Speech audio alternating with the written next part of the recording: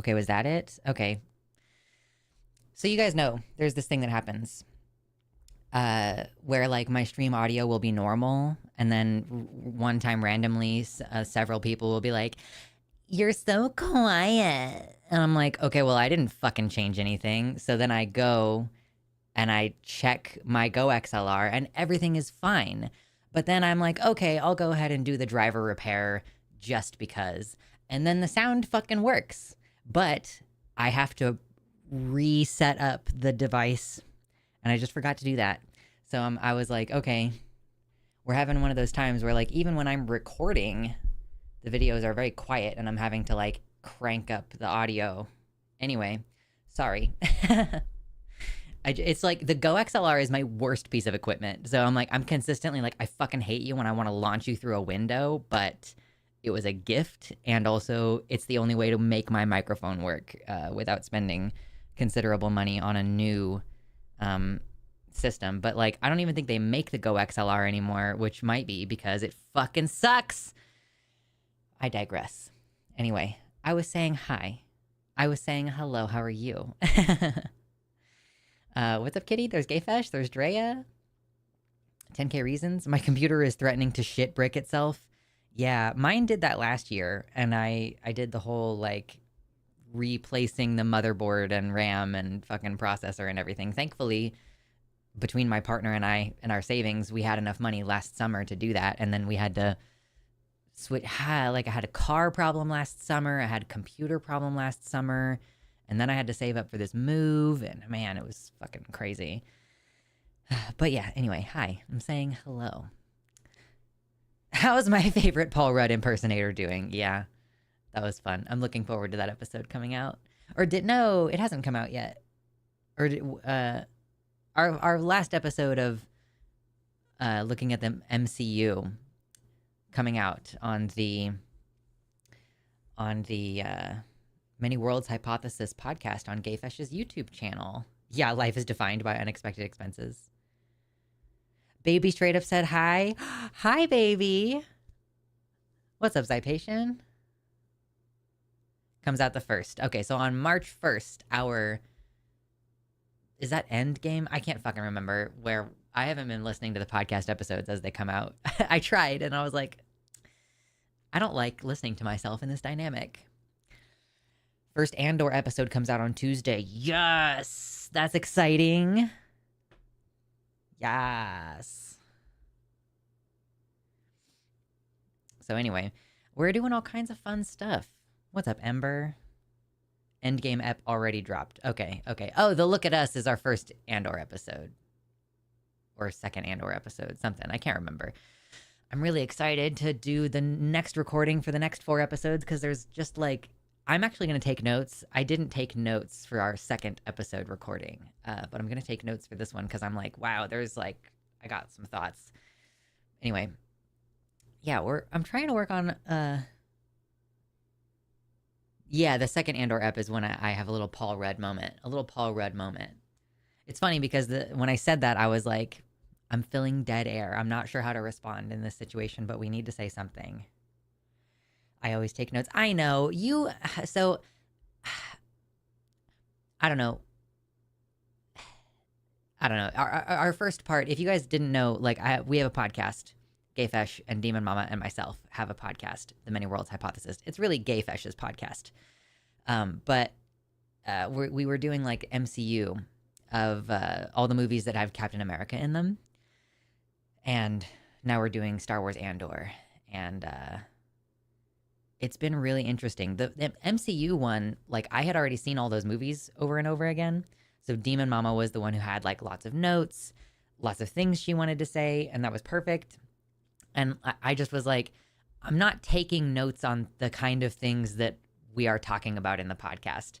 So at a certain point during the Avengers stuff, I was like, I'm going to stop taking notes. I'm just going to be a little bit more like reactive in the recording. Like that seems like the right way for me to go. Because I'm like taking notes on things that we never touch on. So with Andor, I mean, I've got like, it's a like much more interesting politically. So I've got more to say. It's a really good show, by the way. If any of you haven't seen it, boy howdy. The first season anyway. is very good.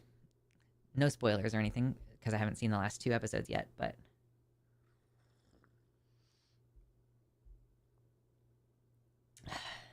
yeah, well done on a laptop lasting for 4 years. I always take notes on things we don't touch on. Yeah. I just feel like there are a lot of the things that I was thinking of and noticing. Have not seen Andor season 2. Well, that's me neither, because Andor season 2 is not coming out until April.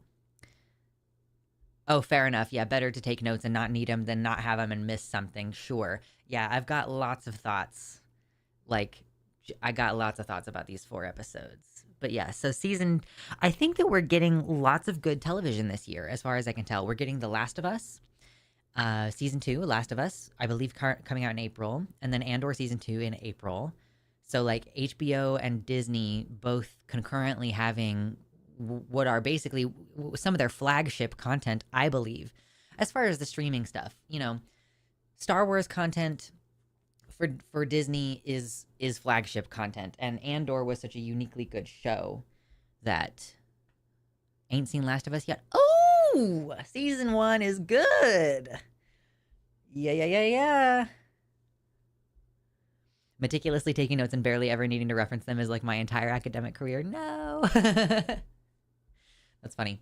So if you guys haven't seen, I uploaded a video yesterday. It was like late afternoon, and you may or may not have seen it, but we're making some changes to the content that we're doing. If you didn't notice, by the way, the channel is called Luxander again. The channel is no longer called Musing Moss because Musing Moss is now one of my tertiary channels. And I am going to start doing political stuff on this channel again. Now, obviously, we've continued to talk about politics during the streams. That's nothing new. Watched it, worried about you. What? Why worried about me? The video I uploaded yesterday? I thought that was like moving forward with purpose. I don't know. Because the plan is I want to do a weekly video on this channel that's politics related. But that's it. And I'm going to record it during stream on Sunday. So hopefully we'll set up this dynamic where you got so burned out before. Oh no, I know, trust.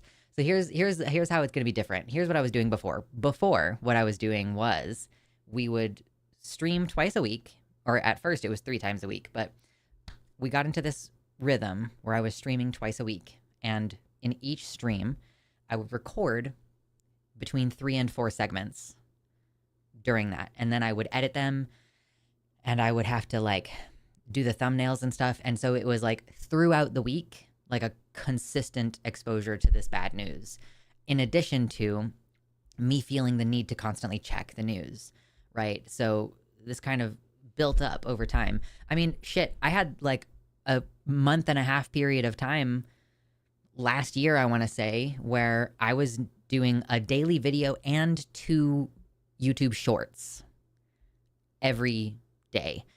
That was crazy. That was unsustainable. So the thing that was bearing on me was I'm listening to the news every day. We talk about it during stream. We get stressed out. I record the video during stream, and then I have to edit it and do thumbnails, and that's like it lasts through the rest of the week. So what I'm doing now is on Sunday stream, we will have a segment, like an hour maybe, where this is a specific, I'm going to record and we're going to talk about like, here are the highlights of the news from the past week. We're going to try to do a mixture. It's probably going to be mostly negative news, but I want to have at least one positive news thing in there. And we're not going to go in depth probably on each topic. Like we'll have a little bit of a discussion because I want to still include you guys in that and like make sure that you help me not miss anything that's important as far as covering the issues. But I just want to like touch on the issues and be like, here's what you need to be informed about, like the highlights from this past week. And then I want to do an action item at the end of that, right? And so if I'm only planning on this being maybe an hour, hour and a half on stream, that's still 2 hours at least that we'll get to talk about other stuff on Sunday. And, you know, it may be that we discuss it for longer on stream and then I decide to like cut out some of the conversation parts for the purposes of uploading the video, whatever. You will figure it out as we kind of go through it, because it's new formatting and I want to try things out and see how it goes. So that's Sunday stream, right?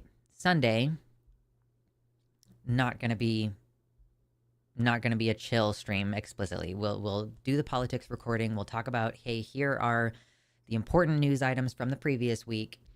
And then ideally I'll edit that on Monday, and then it'll be good to go on Monday or Tuesday. Okay. So that's what you can look forward to seeing on this channel as far as politics goes. We will stream about it on Sunday. I'll post a video Monday or Tuesday for the people who weren't here on stream. And then Wednesday will be a chill stream. So that's kind of what we're doing today. Today, we're kind of doing just like a typical type of stream that we've been doing recently, where it's very casual. Maybe I'll play a game, or we'll kind of talk about whatever. It may be that we still talk about some politics on a Wednesday stream, but it's not going to be like, oh, let me tell you about something that happened yesterday. Because part of my plan with this is I really need to start limiting my time on social media.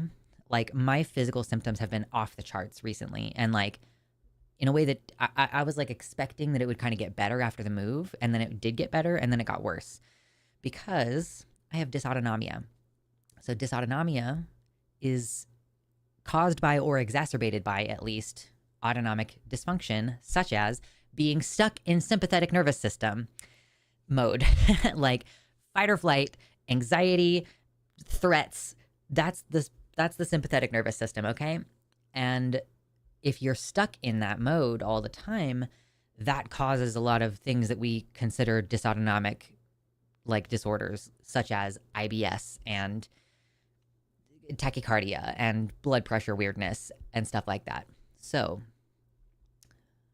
this schedule, the way that it's designed, I should be able to basically spend a couple hours on a Saturday checking out the news, deciding what's important, informing myself, curating that for the show, and then Sunday we talk about it.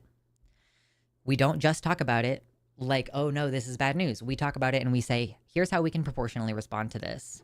Here's something that you can do in this situation. Noah, thank you so much for the tier 1 sub. That's appreciated. First dono of the day. Enjoy your dicks. Yes. The stream goal for today is for me to flex my muscles. If you would rather it be something else, let me know and I will change it. But that's at least the preemptive goal today. So yeah, so Saturday I can research for the show. Sunday we do the show. Monday I edit. And then I shouldn't have to think about politics again for the rest of the week. That's kind of the idea that I'm going to go forward here. I think I have all those symptoms. Yeah, babe, listen, Michael, listen, everybody out there, dysautonomia, disorders of the autonomic nervous system are becoming more common as COVID continues to circulate. Like, there's like 4 different times of the year now that we have a peak of COVID. So yeah, if you're catching COVID over and over again, it's likely that you will develop dysautonomia, because it's something like 15% of people who get COVID will have POTS symptoms later on. And each reinfection, you're rolling the dice again. So yeah, it is not surprising to me that more people are developing these conditions. I am pretty sure I was born with this condition, but I can totally see how more people are suddenly realizing that they have to like struggle with these things. And it's not fun. It's not easy.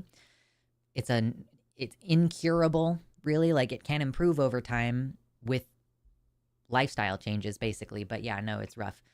And stress is part of it. So it was only for a minute. The Revivify worked. Noah.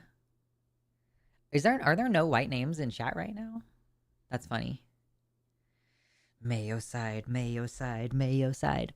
And then if you're curious about like what's going to happen to the whole video essay thing, Luxander, I thought that you were going to transition to doing video essays. And the answer is I'm doing that on a separate channel now. Because pivoting my entire channel in that way is, I don't think, feasible at this time, at least. So I am going to now have my main channel where we do the once a week politics thing, And that should give me plenty of time the rest of the week to not think about it. And then I'll have Musing Moss for video essays. And I have one Oasis left for gardening content. And I'm hoping that those things, because that's not my primary money-making apparatus, I'm hoping that I can do those things and just kind of enjoy myself rather than it being like, oh no, I have to fucking be creative and like that's my job now, right? So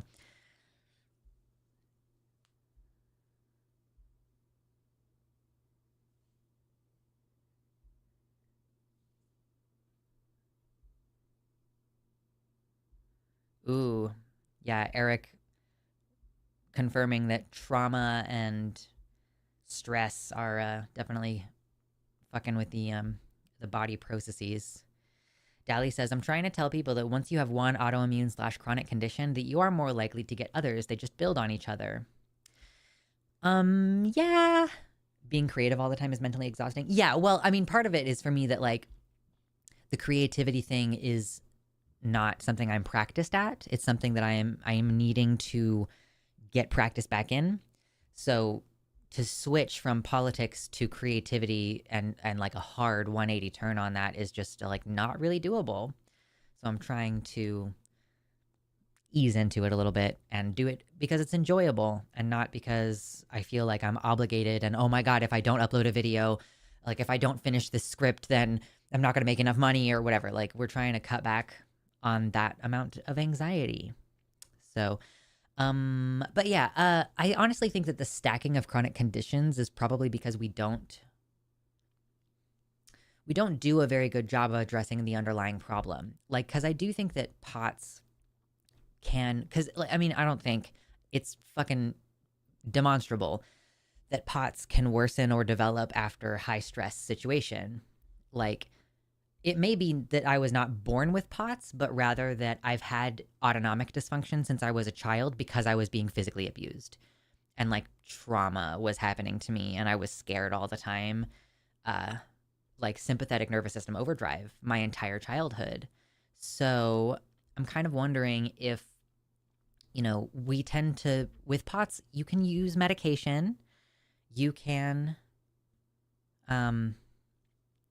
you know, you can intake more salt and everything, but addressing the root problem of being constantly exposed to stressors, I think would probably prevent some of these other things from spiraling out of control.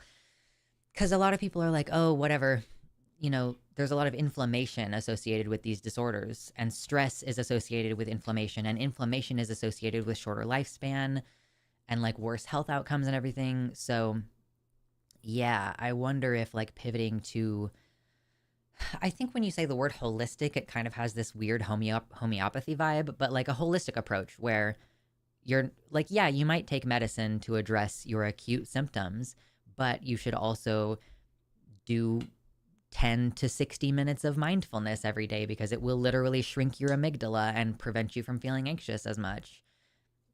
And like there's a long list of other things you could be doing as well. Getting off the internet. I just deleted Facebook from my phone, so I no longer have the only social media I have on my phone. I guess like I have Reddit, which I typically use to specifically look for a specific thing.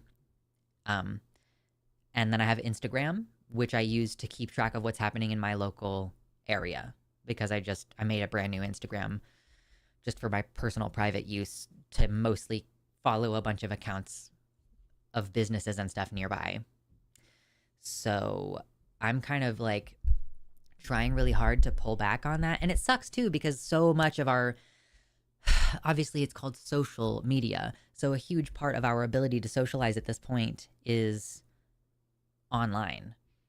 But I just want to be more intentional. Like, okay, I'm going to go on Facebook and check on some of my friends. But the fucking Facebook timeline isn't really for that anymore. So you're still tricky. And like a lot of my friends are politically engaged and I'm like, okay, I don't want to see any of that stuff.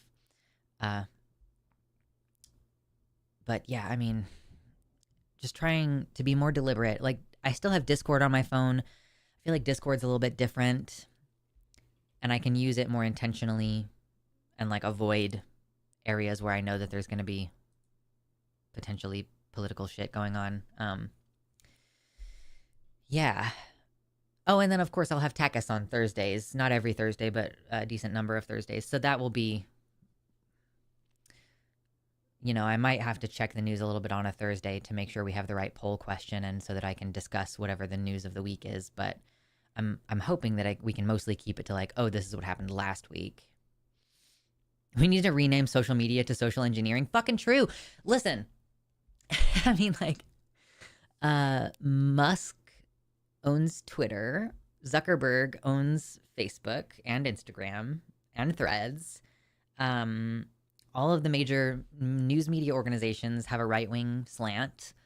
Like, yeah, all of our social media and news media is constantly feeding us a right-wing narrative at this point. It's like actively difficult to seek out left-wing sources.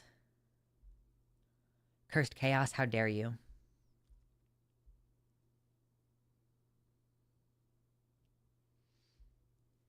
I can't say it was around before, but I for sure hit a near permanent fight or flight since the lightning strike.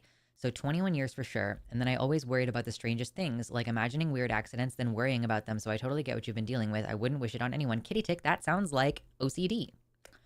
I'm not an expert, but if you're imagining weird accidents and having like intrusive thoughts, sometimes that's in line with OCD symptoms. Measles is showing to have some pretty bad side effects. Yeah, you mean like the normal ones? Hey, it's Guitar Rocker. What's up? That awkward moment when we depend on Al Jazeera for actual news. Yeah, that's fair. I feel like Blue Sky does a pretty decent job of. I mean, like Blue Sky has kind of become what Twitter used to be for me, which is like the place where I hear about the most active news stories, which is unfortunate because it like originally Blue Sky was a social space for me, and now it's kind of the same as all the other social media.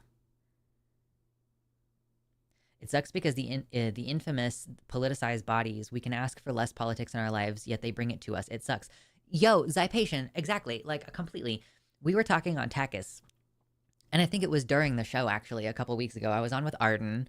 And Arden is very much like me. We have the same kind of thought processes. We have the same kind of goals and life trajectories. I wish I could convince her to move up here instead of to Illinois, but she's trying to, I don't know, that's how she thinks that her plan is going to go right now. She wants to just buy a house in Illinois. Ooh, that sounds fun. Good luck. Is it Emily still? Good luck though, you and Alec. I bet that's going to be a tag team worthy of remembrance. I've never seen you guys debate before. What was I saying?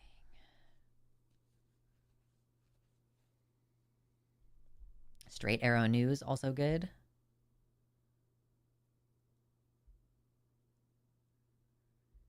Chicago has a pretty large trans community. Yeah, that's fair. Oh, it's Max. Okay, sorry. I goofed.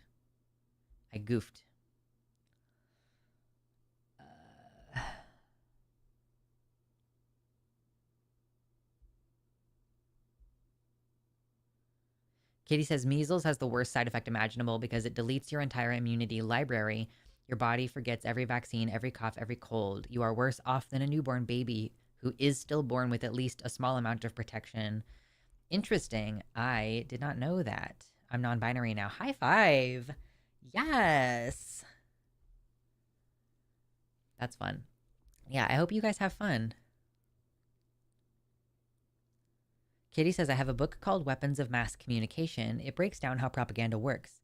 I want to make a website called Weapons of Mass Distraction to help teach people how to recognize and unravel propaganda and what it is trying to tell you / why it is trying to bend you. How do we feel? Because this is a point. I remember what I was saying. Arden and I were talking about how we would like to live on a commune kind of situation, or like, all we want to do is buy a chunk of land and be by ourselves out in the country or whatever, like growing our own food, blah, blah, blah.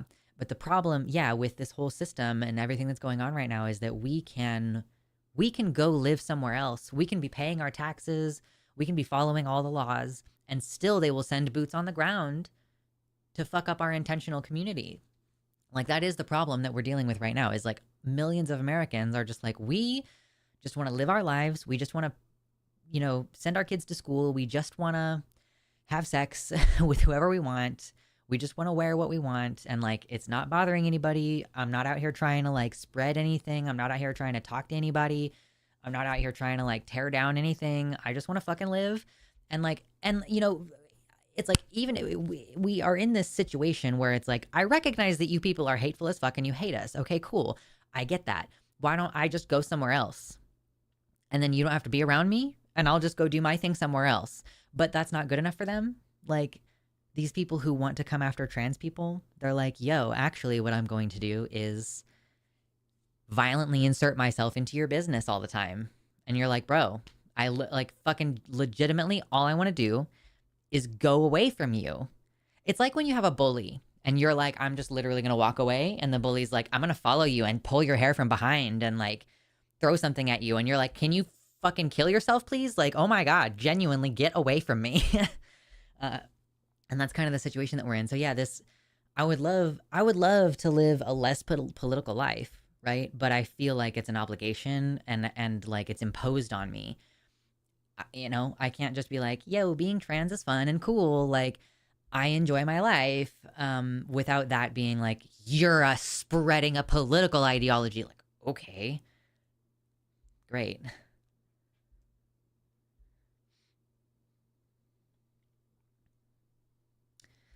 This new research on measles dropped just this past year. I learn like crazy and read several articles about science and medicine daily. There are so many cool and terrifying things happening all the time.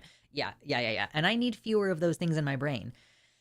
And I think that making a deliberate attempt to consume less content, which kind of overall is the goal for me right now, is it'll open up so much of this other time. Like, I'll get stuck. I'll sit down at my desk and be like, yeah, I'm just going to eat my breakfast. And then I'll end up sitting here for like 2 hours because I've gotten stuck in a loop of checking Blue Sky, checking Facebook, back and forth. And I just find that really draining. And I genuinely think that it's making my life and my health worse. So we're trying to draw some new boundaries. This morning, I made the mistake. I've removed Facebook from my phone, so I did not do the thing where I sit on my phone for an hour in bed before I get up scrolling Facebook. What I did do was I came out here to my desk and I sat down and I scrolled Facebook for 2 hours. And then I started having heart palpitations sitting down. I was just sitting here and I started having heart palpitations and I'm like, okay, let me take off my hoodie. Maybe that'll help. Let me drink some water. Let me do this. Let me do that. And I was like, oh, and I already had salt this morning. So why is this happening? Because I've already done the things I'm supposed to do in the morning, to like feel okay in the morning. And then I spent some time on the floor stretching. I looked up some things about how you can put POTS into remission. And I realized like, oh shit, yeah, de-stressing is medically necessary for me. It's not like, ooh, this would be better for you. It's like, if I don't want to lose days of my life because my symptoms are out of control, de-stressing is medically necessary. So that's me kind of trying to juggle these new things that are cropping up.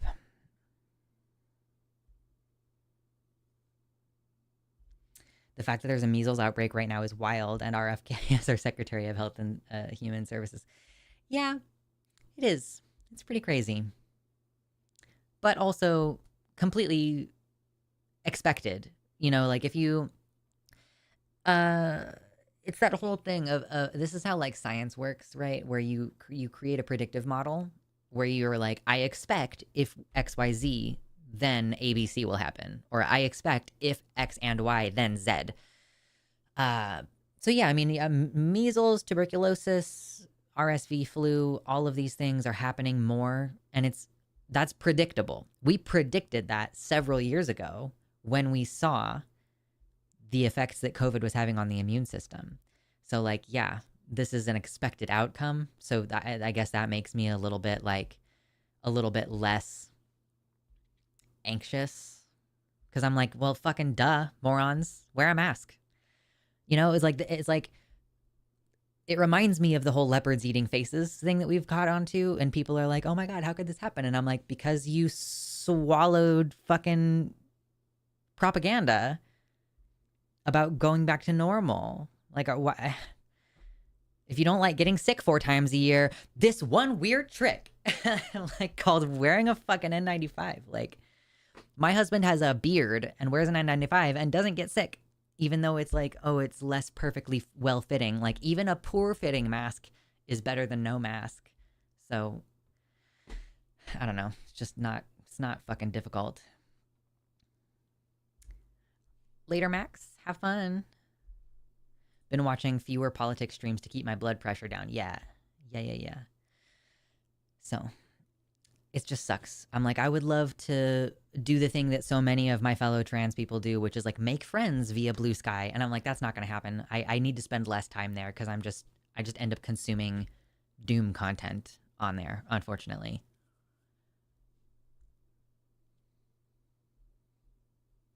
Scheduling your media time and also not using porn to wank are really good health practices that I only recently learned. Seriously, try it for a week.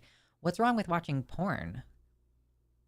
Like, is it just like it's better for your imagination? Like, is it better for your brain to exercise your imagination? And could that apply to like literally any situation? Is using your imagination better than watching a movie? Like, I don't know. People say this about porn, like it's better not to watch it. I'm like, but why? And like, is that only watching porn? Does that not apply to reading porn? Like, I don't get it. I don't understand. Maybe there's research on it and I'm not aware of. More hugs and furry creatures are an excellent treatment for stress. Yeah, my partner and I are getting along super well right now, considering like the entire history of our relationship. So being able to be like, hey, I need a hug. You know, what are you doing? Do you want to watch a movie? You know, and then like my cat, he's not here right now. He wasn't here earlier snoring. It was great. He was very cute.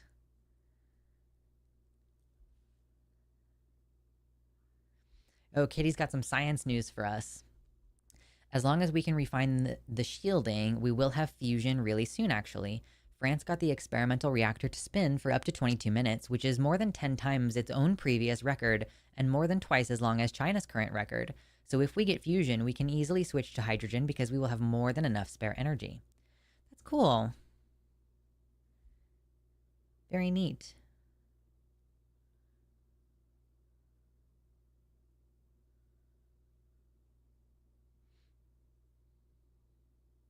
There is something to be said for having some local friends who aren't only online. No, for sure. I've made a friend via the garden, and I kind of like, I think I short circuited myself a little bit. Like I did a little bit too much all at once. Uh, but like, I want to return to the farmer's market and see, and like, yo, can I make any friends at the farmer's market? Or I don't know. It's so awkward trying to make friends in person, but it's better for your brain. I'm not anti porn, but there is evidence to show that if you use it all the time, it can actually handicap your brain's ability to enjoy actual sex. Oh, I mean, basically, you're just saying it's desensitization. But, like, has anybody studied? And I'm not, whatever, Noah, I'm not coming after you. But I'm like, I'm curious, has anybody studied, like, so what we're saying, based on what you're saying that the research says, is like, there are diminishing returns on pleasure if you use porn too much. But are there diminishing returns on pleasure and enjoyment if you just have sex too much? Like, it just feels to me like anything needs to be in moderation kind of argument, you know? Although, I guess it's sharing time. It's not infrequent that I will start out watching something and then whatever my imagination has come up with is much more exciting. And when you're trans, it can be really difficult to find porn that you feel that you can like see yourself in, because body types are non-normative and everything. And that's totally not even taking into account that porn with trans people in it tends to have a very, I mean, the typical kind of male gazy stuff that porn does, right? So yeah, it's just like, it ends up being easier to imagine anyway.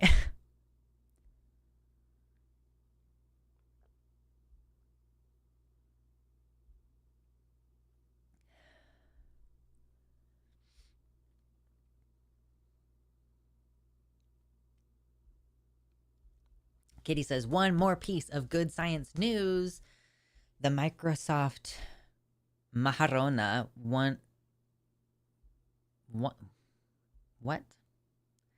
8-bit quantum chip has real scalability, which means we can move away from these insane supercomputing complexes.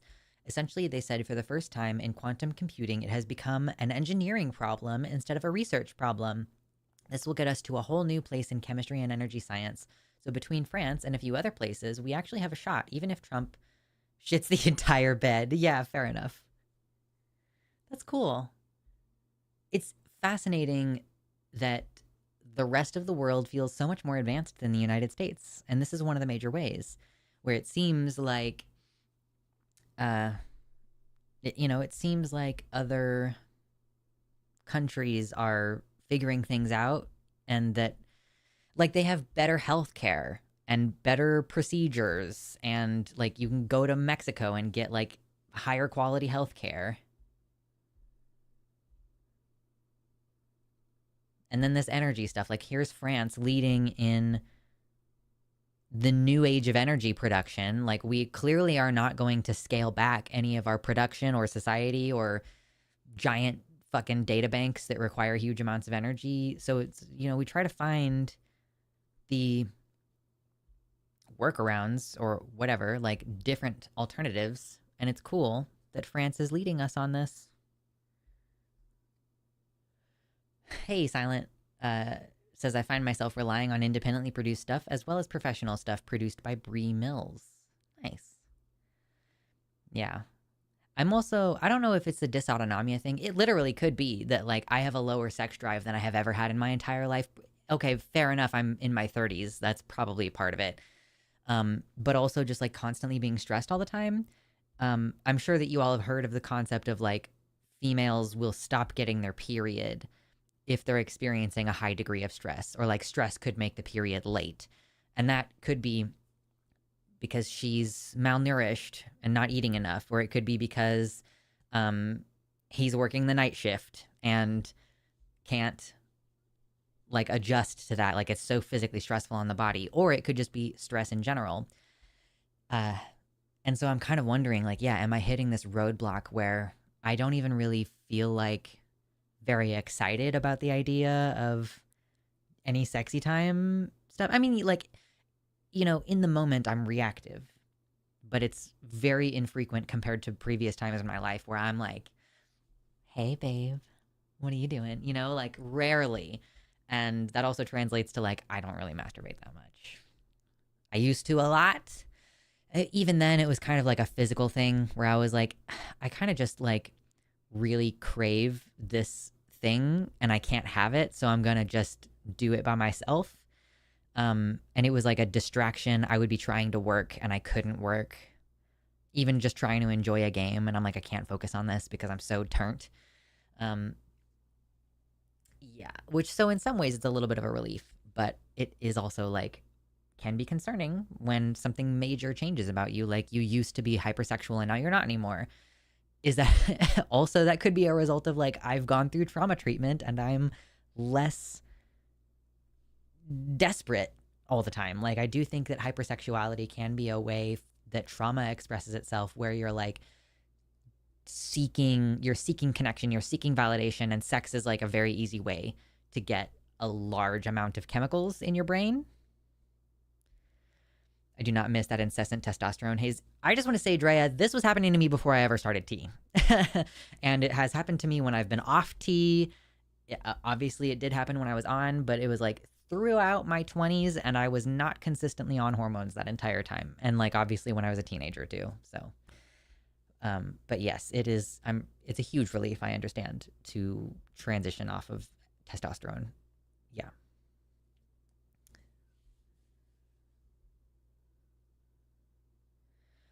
Oh no. Yeah, exactly. Yeah, I'm either hypersexual or depressed. And a third thing would be cool. Yeah.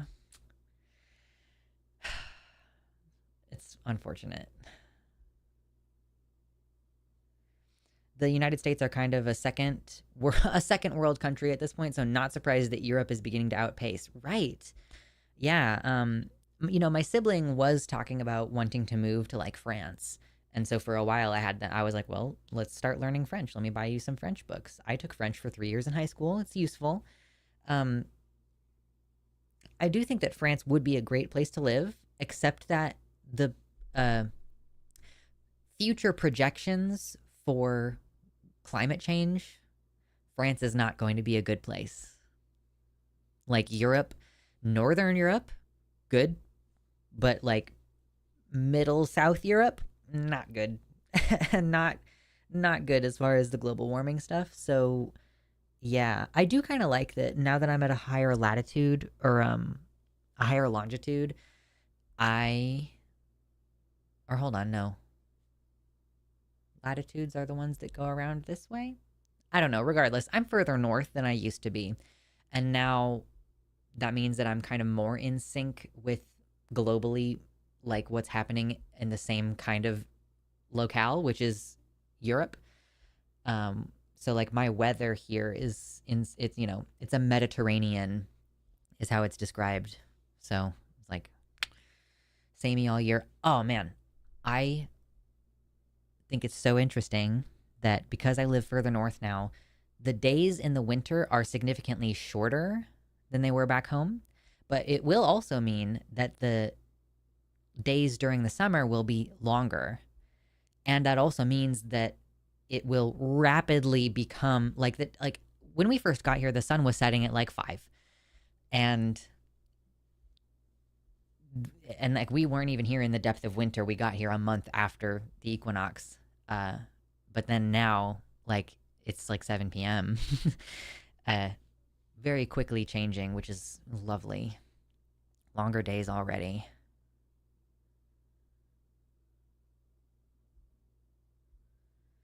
It's a meme to shit on France, but everything I hear about them is pretty cool. I'm pretty sure I heard a story in France from the past week of an entire Tesla dealership just torched. Just torched. There have been a couple, I think there was like an attack on a Tesla dealership in Tigard and an attack on a Tesla dealership in Salem. These are places that are close to Portland. That was like, people like shooting it or setting stuff on fire, but not like lighting the entire, like burning the entire thing down, which is what happened in France. Which we never hear the follow-up on that. You'll hear like, yeah, the French burned some shit down again. And then I'm like, do they ever have consequences? Like, do they... It's pronounced like tiger, Tigard. Ugh, God. I'm so tired of this shit. I'm so tired of this shit. Everything fucking here is not pronounced right.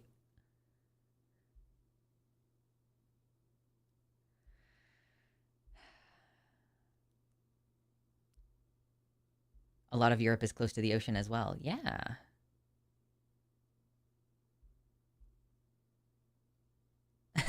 Drea. Nothing up here is pronounced like it's supposed to be. It's like, it should be pronounced Willamette Valley. That's how it's fucking spelled. It should be pronounced Spokane, Washington. That's how it's fucking spelled. Whatever. What was the other one? Coeur d'Alene. Is that what it was? Coeur d'Alene? Fucking Coeur d'Alene. Kill myself.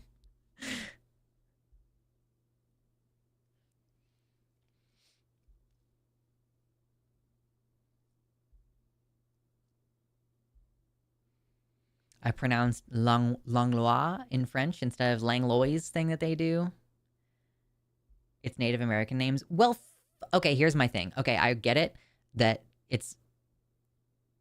Yeah, no, it's not Spokane, it's Spokane. Spokane, Washington. Here's the thing about translating into a different language, okay? Because Native Americans don't use the Romaji fucking... I just revealed that I used to try to teach myself Japanese.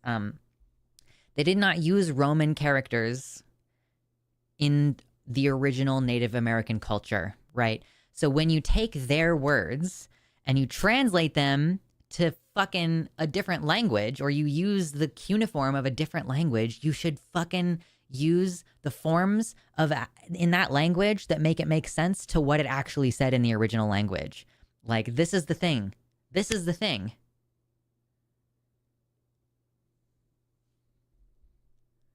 Yeah, I'm sorry. Spokane, Washington. You're welcome for ruining your day.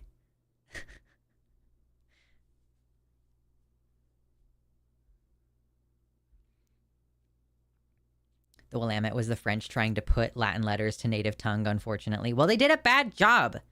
Fucking rename stuff. The French shouldn't get to control how we spell things.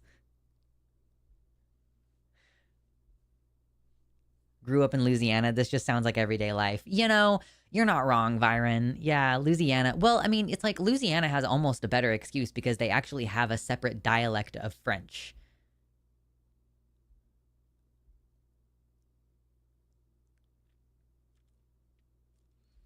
We should be calling Russia Rosia. It's an S, not a sh. Rosia. That's how they say it, right? And you've got like Des Moines, Iowa. Des Moines, potentially. Fucking. What are some other ones? El Dorado, Kansas. Instead of El Dorado. Rosia. Okay. That's Russia. Rosia. It still amuses me that we call Japan Japan when it's called Nippon in Japanese. I do find that very interesting as well. That the name of a country can be different in different languages. It's so interesting. French is the only language I know to be easier to speak the more drunk you are. Fair. Eric says, this was a super controversial topic in Toronto when I lived there. Some streetcars changed the stop announcements to the actual indigenous pronunciation. Some streets are pre-colonial routes, and people flipped. Yeah. I don't know what a schwa is. So that is a fun little linguistics word that I'm about to learn right now. Yes, French with its flowing words together. Man, I've been doing Spanish on the Duolingo, and they do not give a fuck about double vowels, which is so interesting. Because in English, you have, obviously we have, we use N, like an apple. Apple is wrong, right? And then you have the connecting R in British English. That's like, I saw it. You don't say I saw it. You say I saw it with an R connecting it. Fucking Spanish doesn't care at all. Spanish is like, ¿qué día es? And you're like, what? Like the dia es just kind of flows into one word. Never underestimate Canadian hatred of Indigenous First Nations people and culture. Fucking true. Schwa is the term for central vowel. It's the sound that a lot of unstressed vowels become. Oh, fair. Okay, cool. So, Russia? Russia? I do appreciate Spanish is pretty easy to figure out how to emphasize words because there is like the special little mark that goes over the vowels to tell you which one to stress. Comida. You like stress it differently.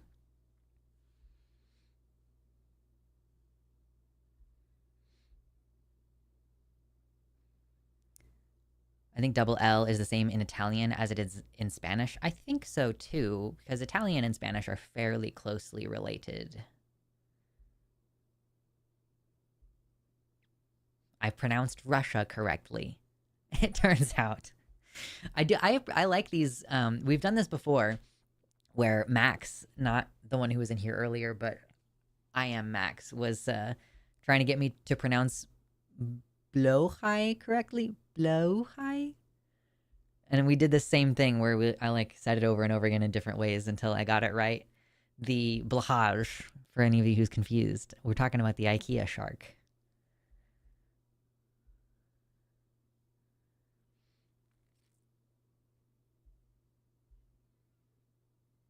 Oh my god, I don't even want to try to say any of that, Viren. I don't know how to say any of those things.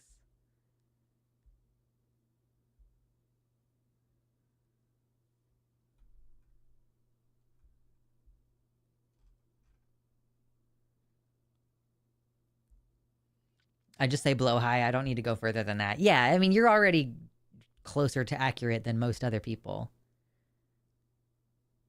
Okay. Cool, Max. I'm glad. I hope you have fun. Yeah, I mean, arguing with conservatives is interesting. You're arguing with like a conservative radio host, so you're kind of like arguing with someone at a higher level than what I typically do. Because I typically just, on Takis, we have people call in and it's whoever. And I mean, recently we had that guy who was like, he was already banned from calling into the show. So he tried to get on my stream, but then he was pretending that he couldn't figure out Discord so that he wouldn't have to actually talk to me. And then he kept telling me, like, you won't even address the idea. And I'm like, I'm literally fucking addressing the idea. I'm addressing it right now. It was ridiculous. Like, that person's entire goal was to just troll me and waste my time. So you're kind of getting a little bit more of, like, maybe good faith engagement. I don't know. Probably still pretty bad faith engagement talking to a conservative radio host. Natchez, Nakudish, Nakadish. Nakadoshes. Wow, those are fucking confusing.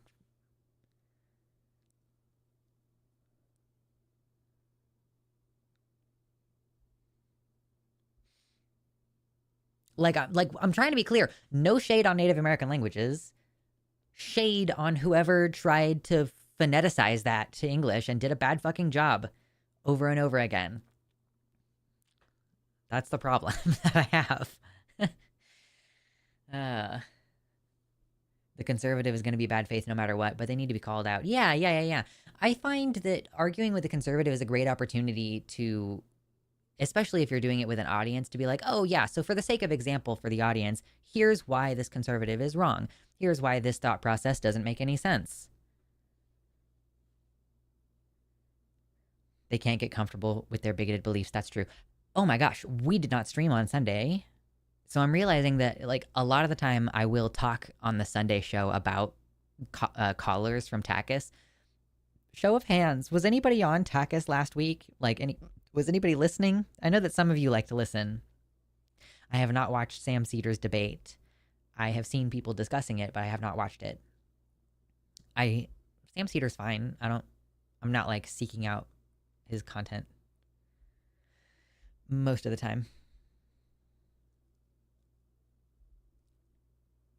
Because there was one guy that I wanted to kind of, I guess, get some opinions on if any of you were watching Takis last week.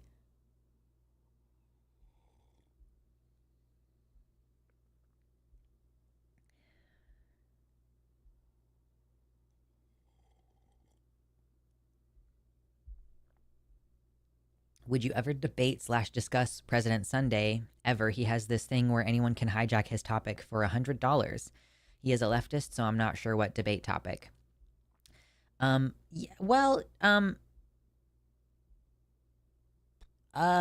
I don't retain information very well, if we're being clear. But President Sunday kind of fucking sucks. Like, he personally attacks my friend Gayfesh for no reason. And he watched my video going over. So I put out a 3-hour video talking about the Poppy and Xena allegations and drama. And President Sunday decided to watch that on stream with his audience and react to it. And he stopped watching the video partway through, which, like, if I make a 3-hour video, babe, it's because there's a fucking point that I need to build toward, right? And he couldn't fucking get through, like, the initial, like, okay, we're laying out a pattern of behavior, and then I have a thesis at the end. So he is rude to my friends, apparently helped Westside Tyler dox Demon Mama, who I also consider to be an acquaintance, and, like, so he's not a good guy. Is kind of or at least he's hostile toward people that I care about, and, like, that's uncool. And also he has demonstrated that he's not capable of like absorbing information via when I saw him reacting to my Poppy and Xena video. So I don't know. I'm really just I used to kind of think President Sunday was cool, and now I'm like, whatever.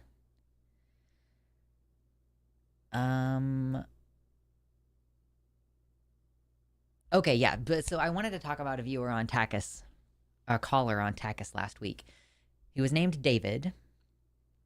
Yes, you guys know who I'm talking about. Those of you who were there. So what happened was we had this caller, and our we have a call screener on Takis. So every time someone calls, they speak to the call screener. The call screener asks them questions like, what is your name? What are your pronouns? What do you want to call about? And if there is anything else relevant, sometimes the call screener will tell us that. So we got this call from a guy named David who refused to give pronouns. Actually, he specified that it was rude to ask for his pronouns. And I feel bad that we didn't even hammer in on that, because he called in with this kind of like, why doesn't anybody talk about men's issues thing? But also the call screener said, I'm pretty sure this is the guy who called me a bitch previously. And so I was defensive from the get-go. I was like, oh, this guy's going to be a problem. You know, he's going to be rude. Or, you know, Arden mentioned that she was concerned that he might like drop a slur and we might have to drop the call immediately. So that's kind of that. To be clear, that's what I was prepared for. And then he was like, nobody talks about men's issues.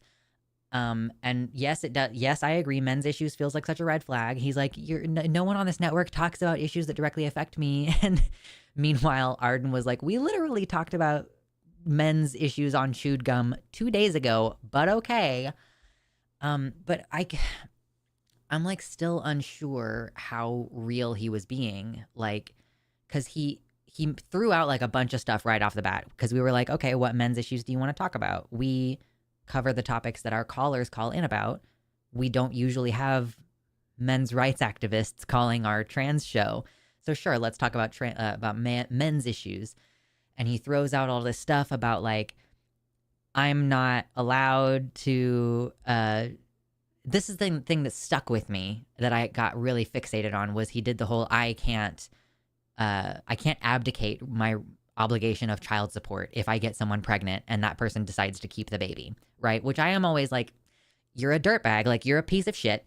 I think fundamentally, and maybe that's a bias that I have, but I think that if you're a man that's one of your primary concerns about gender equity, I think you're scum. Because there's like a lot of very easy solutions to that problem. But the problem with David was that, so he said that he has BPD. He said he has borderline during the conversation. So I'm like, okay, I can be understanding and sympathetic because I have BPD, right? But the problem is that he was rejecting every potential solution to the problem. Like we were trying to suggest like, okay, well, here are some other things you could do. And he's shot it down every time. He's like, no, but that wouldn't work. No, but I can't do this. No, but I can't do that. And like the problem with a person like that is that they are not interested in solving their problem. They're interested in wallowing in their self-pity. And this is an issue that I have with, frankly, this is one of the main reasons why I don't want to have, like why I'm hesitant to seek out queer spaces, because I think that as a group, we are not very good at handling our shit. And we have a lot of it. So like, I struggle being around people who are defining themselves by that struggle that they're in and who shoot down every potential solution. And he was like crying. Like I couldn't tell if it was real or not. He was like crying. And I am not sure if I was an asshole, like to some extent. But again, like I think that you're fucking you have a victim complex. Like I don't use this term very often, but you literally have a victim complex if you're like, I can never have sex because she could get pregnant. I can't even have anal sex with a cis woman because the cum might drip out. And like, wow, I go to therapy. Like that's kind of where I landed on it. And I ended up hanging up on him because I hate it when a caller interrupts me when I'm trying to make a joke.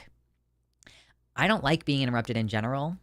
And we've talked about this. Like, we talked about it in the Discord a little bit.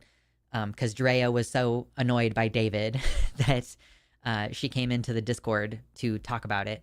But like, I get it. There's a delay on the calls.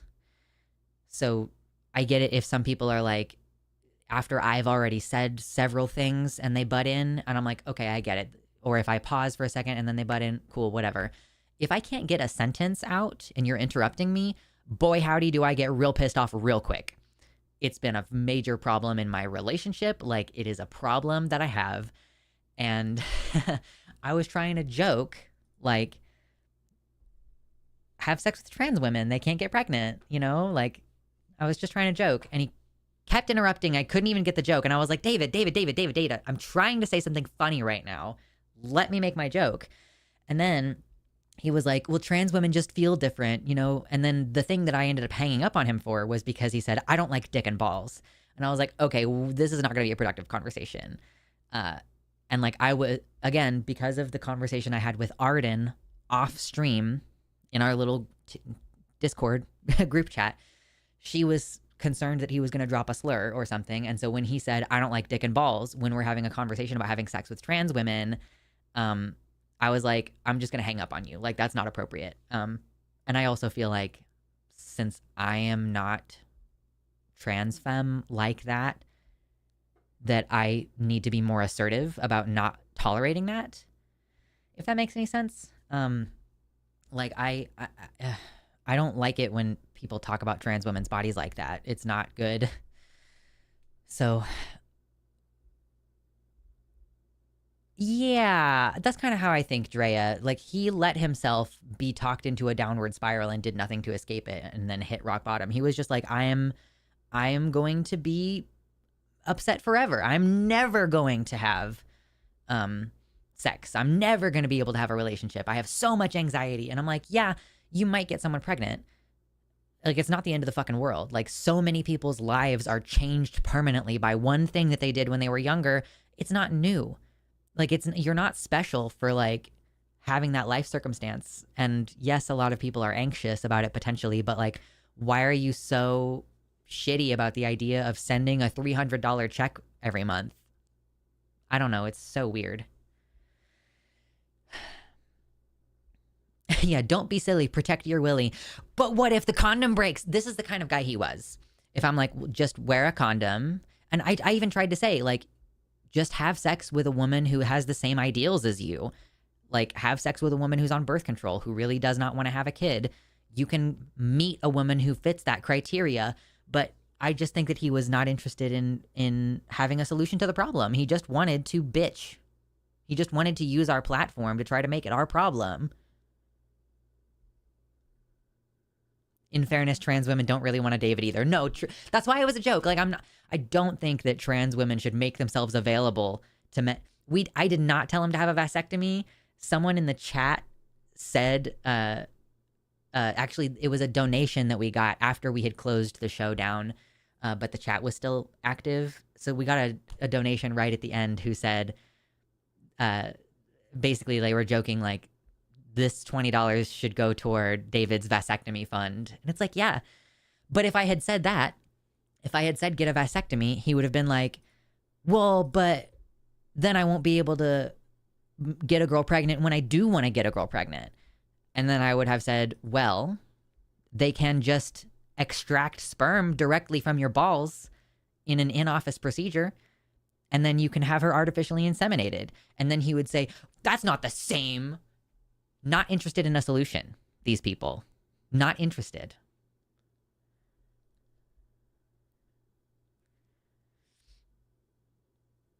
Getting interrupted mid-thought or action tends to trigger some anger in me too. Yeah. And it happens like not infrequently because I know I look like a femme person. I know that I look like a woman. Like, I know that I'm catching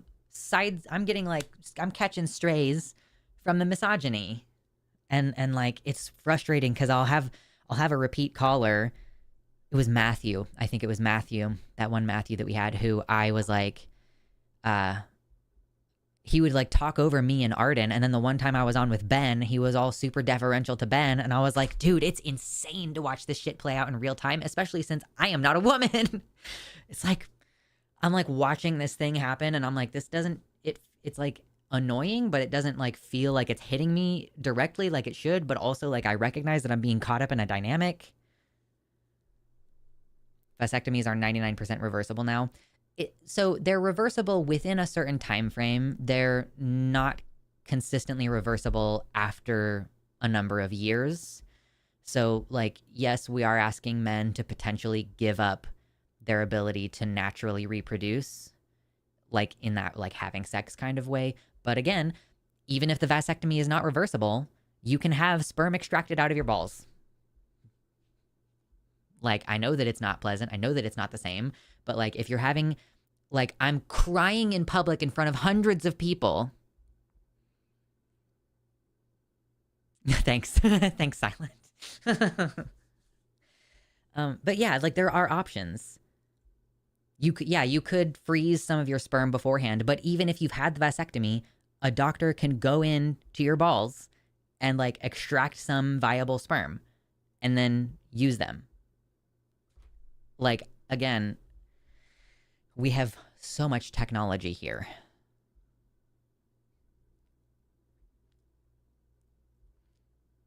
Yeah. Okay. Yeah. So I agree. Yes. There's a major difference between being concerned about something versus intentionally wallowing in it.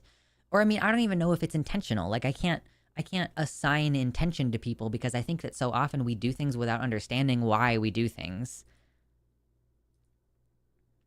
Like, you know, I can look at my hypersexuality when I was in my 20s and go, yeah, I was desperate for attention and validation. So I would do anything to get it.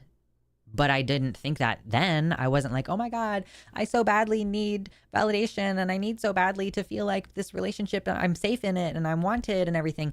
I wasn't thinking that at the time. I just was desperate for attention. And like, you have to grow and look back on those things and go, okay, I see why I'm doing that. Even today, I'm like, I prefer to be at home alone. And I'm like, well, I recognize that that's maladaptive. And like, I recognize that I'm doing that because I feel a sense of safety when I'm alone because I was abused as a child. Okay, that doesn't make it any easier necessarily to stop the behavior because I do still feel a sense of safety and comfort and relaxation when I am by myself. But like, yeah, like you have to go through a process to be able to recognize the things that you're spinning up in your brain and being able to like get yourself out of it.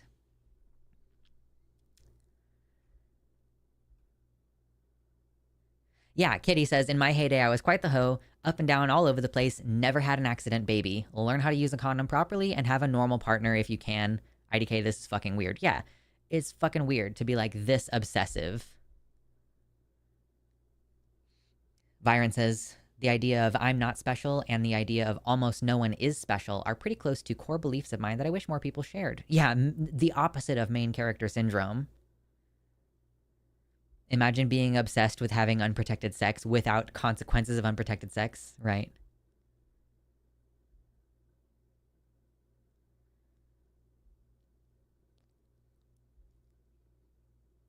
This guy mistook the tea and Takis for therapy. I mean, like, listen, that is part of what we do now, which, like, it was happening a lot in the lead up to the election. And then obviously over the course of the past few months. And then, like, now that Musk and Trump have taken their positions. It's funny, I didn't really intend to say Musk and Trump in that order, but that kind of is the order of operations. It's not uncommon that we take calls from scared trans people who we functionally are having to do therapy with. Like, here's what you could be doing. Here's how to determine whether your fear is proportional and like how you should manage that. Like, that is a big part of what we do on Takis now. It was not really what I expected. This is why I ended up not becoming a sex cam worker because I was like, I was reading women talk about it. And a lot of people were saying, functionally, you just are a therapist. You just are. like functionally being like a mommy therapist person to any man who is watching you. It's like not even about masturbating on camera.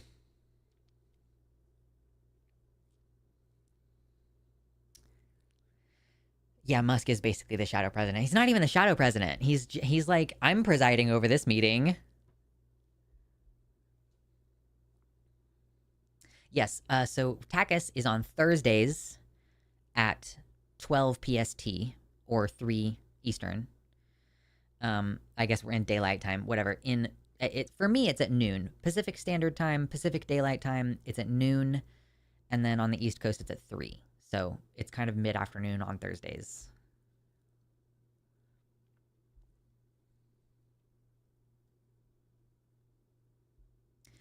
Kitty says, men are being held accountable for their behavior for the first time in history. They complain about an epidemic of unreasonable women when in reality, it's just the reality of most men who are unwilling to admit they are doing something wrong, take steps to change that behavior. If you grow and evolve, most people will work with you through the process as long as you are already on that path when you get together. Dude,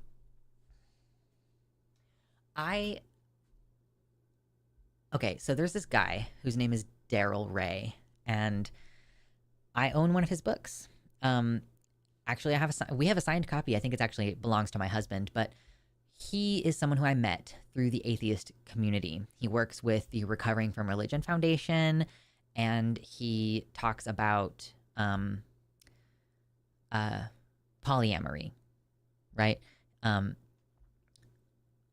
Looking back, I don't know why I ever thought that he had a respectable opinion about polyamory, because he gave a talk one time that was basically like, I was a serial cheater with my wife and now I'm polyamorous, and like cause that was my orientation and it was the lifestyle that I had to live in order to be my authentic self. And I'm like, I think you're just a cheater, but whatever.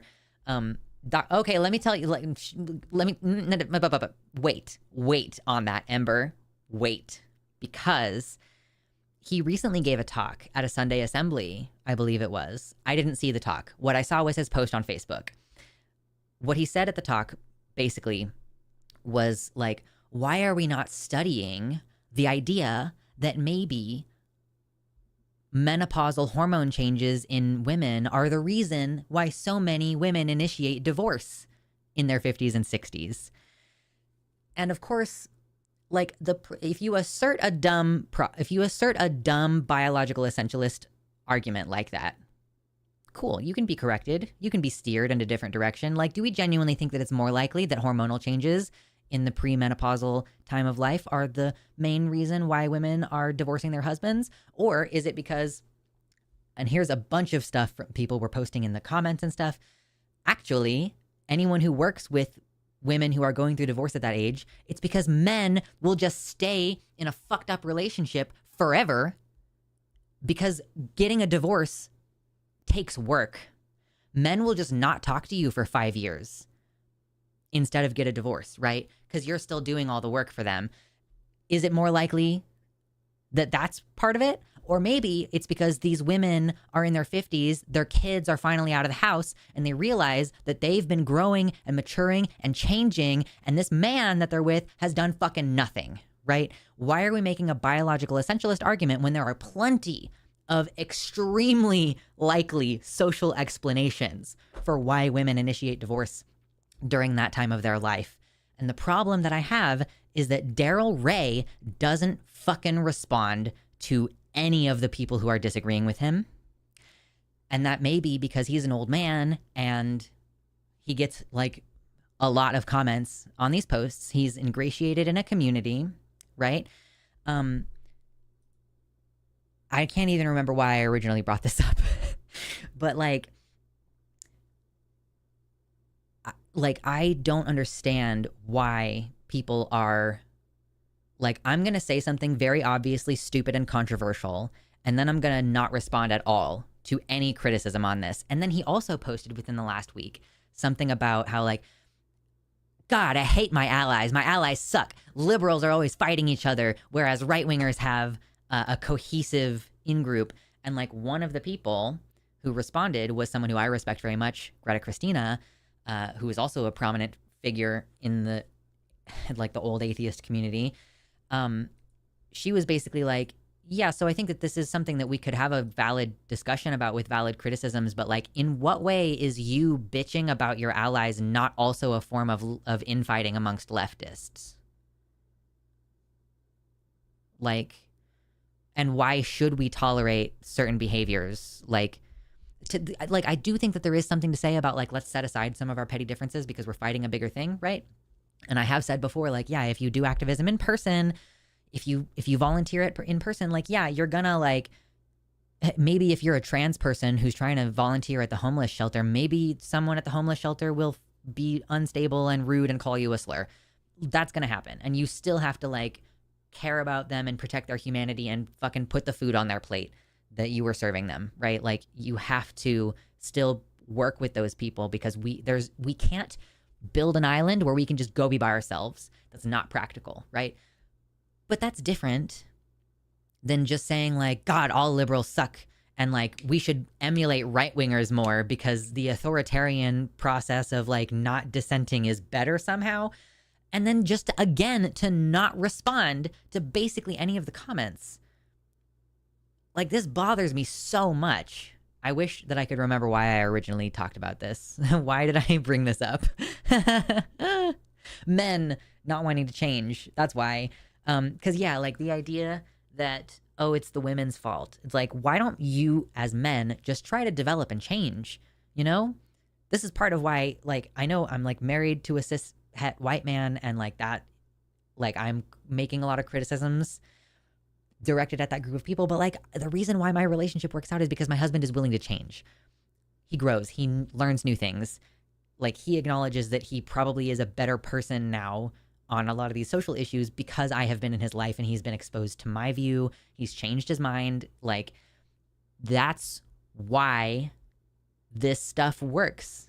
Like, that's why a relationship works out in the long term. Even though we've had what felt to me like a few hellish years, it's better now because we've both gone through a process and with a goal of growing together.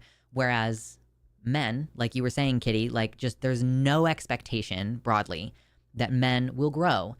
And then they get divorced, and then like they die early because they don't have a support network.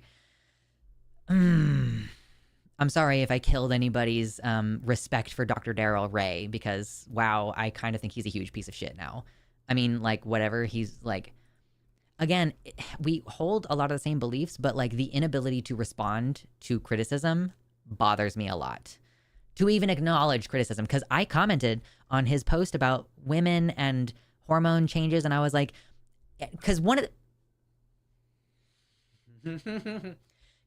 the things he cited in his post was like, he's like, the post is about like, I'm gonna address some of the commentary I've gotten after I gave this talk. Some trans people I've spoken to have said that when they start their respective hormones, it improves their lives. It makes them happier. It makes them have a higher sex drive. Now, I think that these older women in pre-menopause are losing their sex drives because of hormonal changes, and this belief is validated by all the trans people I've talked to.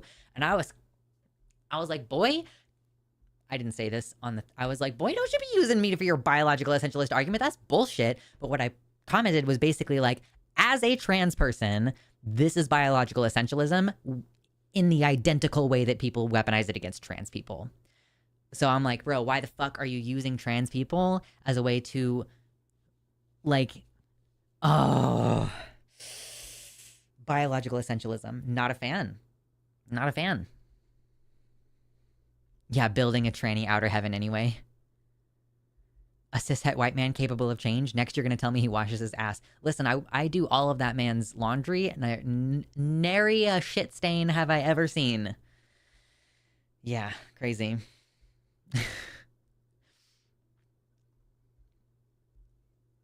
Truly, an old man who a woman would divorce. Literally.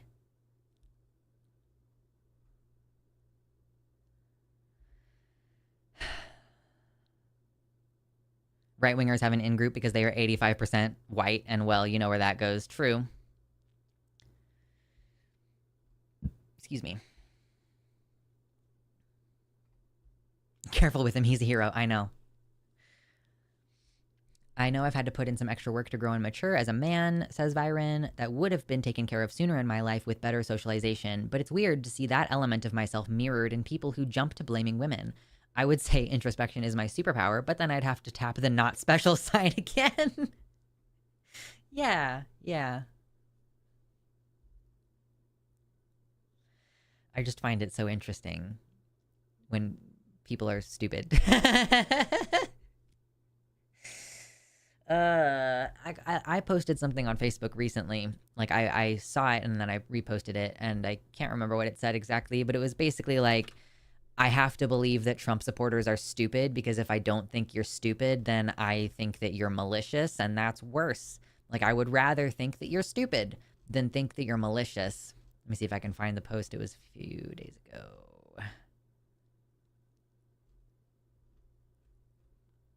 Oh, this is also a really good point. This post from Blue Sky from Resistance Garden says, a lot of my posts end up sounding like or directly being the sort of thing that you would hear in relationship counseling. That's no mistake. It's because revolutionary movements are dependent as much on relationships as they are material infrastructure, maybe more so. And I felt very validated by that, just as a side note, because I think that a lot of the advice that I give is relational advice.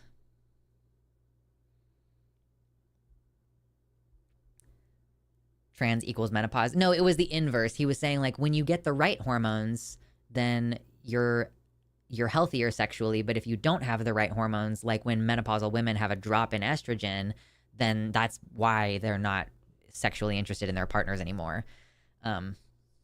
As though being sexually interested in your partner is like the primary reason for these divorces. Because that's the thing too, is like he's essentializing divorce down to premenopausal women and menopausal women not having hormones related to sex drive anymore, rather than being like, maybe they're not sexually attracted to their partners or emotionally attracted to their partners because they're fucking useless.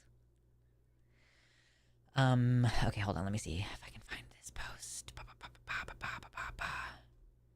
This seems like too long ago now. This seems like long enough ago that I've passed whatever it was that I was looking at. What was I looking at?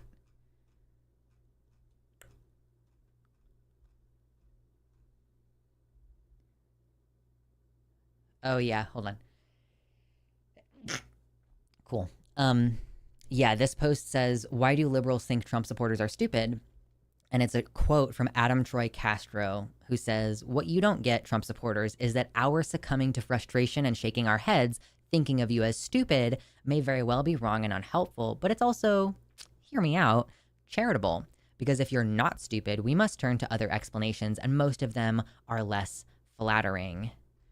Yeah, and it's like, I saw a different post that I won't be able to find because I don't think I saved it, but it was basically like, conservatism as it currently exists is a fundament, like, you don't understand things, right? If you're conservative on the position of wearing a mask, it's because you don't understand how this works. If you think that immigrants are bad for our economy, then you don't understand the economy. And so like it is like at the end of the day, like, you don't understand. It's like, I don't know what we want to call that, if we want to just call that ignorance, or if we want to call it willful ignorance, or if we want to call it stupidity.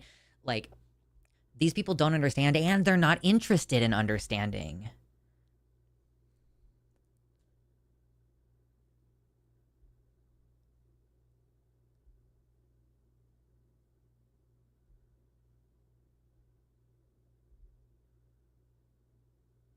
Yeah, I call you stupid because it's charitable, because the alternative is much worse. Yeah, like, I genuinely, like, I know that it fits into this ableism dynamic that we often are trying to avoid stepping into. But like, it's like easier for me mentally, and also more charitable to the people around me, to assume that they are misinformed or stupid or dementia, or they have COVID-induced brain damage, like, rather than assuming that they are aware, they understand, and they are malicious. Because like, those things all would have to go together. They're aware of all these bad policies, like, they know what it's going to do, they understand the negative impacts, and they want to do it anyway, you know? And it does seem like a lot of Trump supporters are on that line where they're like, yeah, no, I wanted bad things to happen just to other people, and now I don't like it because bad things are happening to me. But I will be content if bad things stop happening to me and continue to happen to other people. That's fine.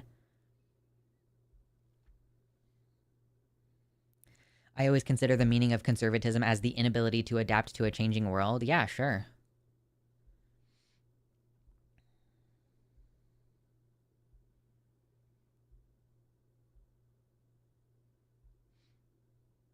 Which hormone makes it so that my butthole isn't itchy anymore? True. I get annoyed. Oh, conversely, I get annoyed when people claim Trump supporters are stupid because I always felt they're malicious. It's like there's someone in my family, actually 2 people in my family, who have made transphobic remarks in the past. At one point, one of my family members shared a graphic that had it was like on the back of a truck or something, and it had some symbols in place of some of the words. It was like, if you belong in men's restroom sign and I see you in women's restroom sign, then you're gonna need disabled restroom sign. And I was like, yo, that's violence. Like, you're saying you're gonna be violent toward a trans woman, and I'm trans. And then that person's spouse, who I didn't see this because it was like on a different family member's post who I don't have on my Facebook, about Iman Khalif, and like the spouse of that person was saying mean shit about Iman Khalif, like transphobic shit about her. And again, she's not even trans, but whatever, it wouldn't be okay if she was. And those people still like kept asking about seeing me before we moved. They were like, oh, when are we going to see Lux? And I'm like, I know that you have reacted to posts of mine where I talk about being trans. So it's like they must know that I'm trans, but they also hold negative beliefs towards trans people. And I'm like, why do you think I want to see you? Like, why do you think I want to go to Christmas at your house? So that makes me think that they aren't malicious. Like, that makes me think that they're stupid. And that it's not possible for me to extrapolate that out to all other Republican voters. But I'm just saying, in microcosm, like, these people do say mean, hateful shit about trans people, but then they know a trans person and they know that that person is trans and they're nice to that person and they want to see that person. And I'm like, why? Like, I feel like you have to be stupid. Yeah, that's true. Many of my Republican family members just want easy answers to complex problems, and Trump pushes those buttons. Like, yeah, all we have to do is this, and then everything will be fixed.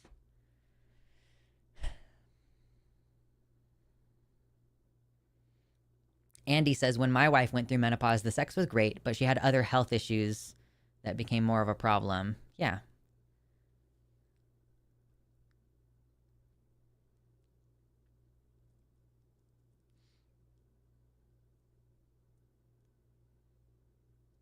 I think I crave serotonin so much that sometimes I just like to fuck things up for myself to solve it myself, and it's not worth it.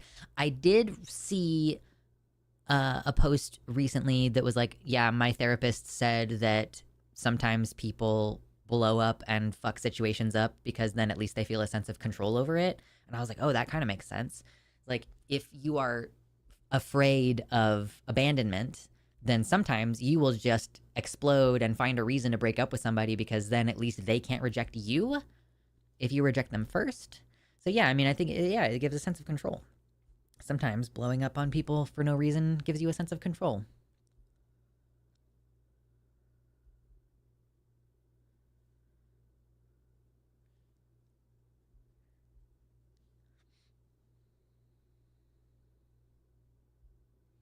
Growing up conservative was being around a bunch of people who didn't hold conscious individual animus toward minorities. They just liked telling racist jokes. Yeah, I do think that has changed somewhat. But, I mean, I don't think you're wrong necessarily. People just like being edgy, you know. There is something people get out of skirting the boundaries of what is considered normal and acceptable. I understand that. I just choose to do it in different ways, I guess. I'm like, yeah, let me get a tattoo. Let me get piercings. let me be gender nonconforming. Like, that's my version of being transgressive. It doesn't feel especially transgressive most of the time, to the extent that I forget sometimes that people don't like facial piercings. And then, like, I don't wear them anymore, obviously, but I would get comments when my some of my shorts would sometimes break out into a mainstream audience, and I would get people being like, "Take those fish hooks out of your mouth," and I'm like, "What are you talking? Oh, my piercings?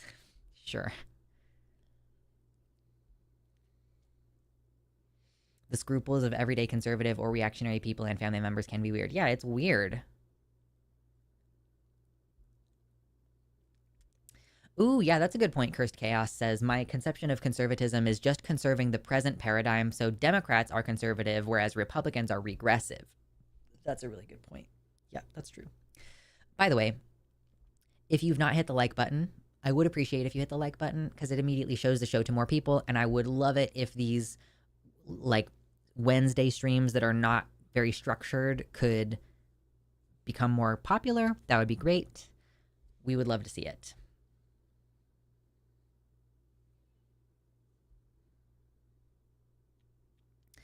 Extreme example from my folks. Byron says, a person's grandson is sexually predatory and has a history of acting on it even with other family members. She tries to brush it under the rug. Her daughter decides she wants to leave her husband for a woman, and she's cut off from her life. Right, yeah. Yeah, and I've had that in my family as well. Like, I mean, not necessarily the explicit rejection of a queer person, consequently, but like the rejection or the non-rejection of a sexual predator in the family. Like, okay, it's like if it was like an open secret that my aunt was molested by my great-grandfather, why are you bringing me to his house? Like, to be fair, I was never left alone, but still, like, why are we going to their house? Why are we, like, can somebody explain?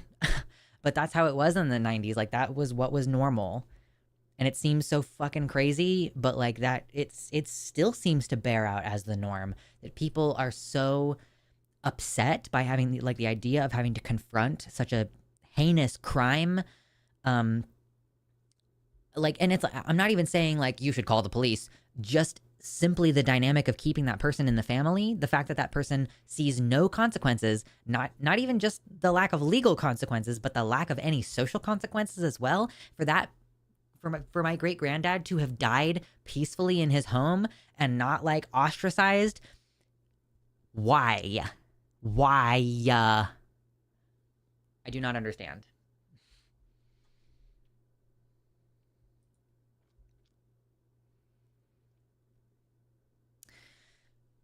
Kitty says, I was raised in a super conservative house by two of the smartest people I've ever met. Now, both my brother and sister are even smarter than I am. My brother is a literal nuclear scientist who is somehow able to know everything he knows about the world and science while still suspending a huge amount of information and data in order to still believe in his religion. It is wild some of the time because they just ignore science when they want to or when their God tells them to. This is, it's not uncommon for scientists with religious beliefs like that to treat their faith as a separate type of thing. I seem to recall Destin Sandlin talking about this in an old video, basically that like matters of faith are not subject to the same level of scrutiny as other forms of reality, like other forms of understanding reality. Like Destin Sandlin works at fucking like NASA, and he's like doing all these engineering things and like the whole Smarter Everyday project. And yeah, I think that it's an explicit like delineation in these people's minds where they're like, I am going to, like, I care about scientific rigor, but like I will not apply that same thing, which is so strange because you would think that that the existence of God would be like a monumental scientific discovery, but these people don't treat it that way. I think it's because on some profound level, they know that it's playing pretend, and that they can't. If they were to apply the same standards, they would have to give up their belief, and they can't. Like they're not willing to do that. So, yeah, it's interesting. They simply ignore science when they want to. The world is built on double standards. Being smart is not proof against making bad choices. Truly. Yes.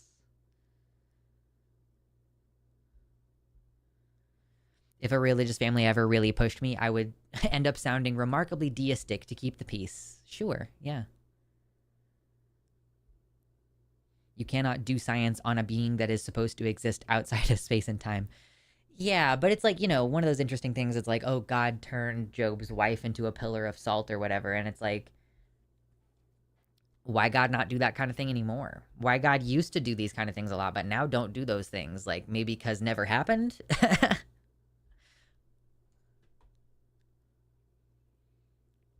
It's especially not uncommon amongst particle physicists. I don't want to know that.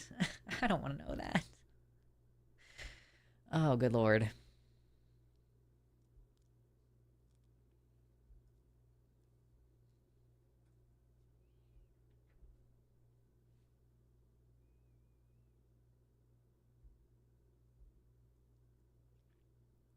Francis Collins, The Human Genome Project, very science, but what tells him Jesus is the true way or whatever? He once saw a waterfall with 3 branches, therefore Trinity.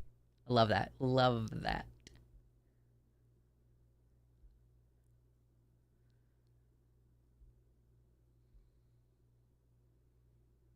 For some reason, this is interesting, Nuvenal. So Nuvenal had a dream that I brought my husband on stream. He looked like Skeen from Andor. He was getting really handsy and awkward, and I was just sweating like, I can't say anything. Gotta be nice. Yeah, that's interesting. I haven't asked him in a while, like, if he would come on the show. Maybe I'll ask him if he wants to come on next Wednesday or something, assuming that he isn't working that day.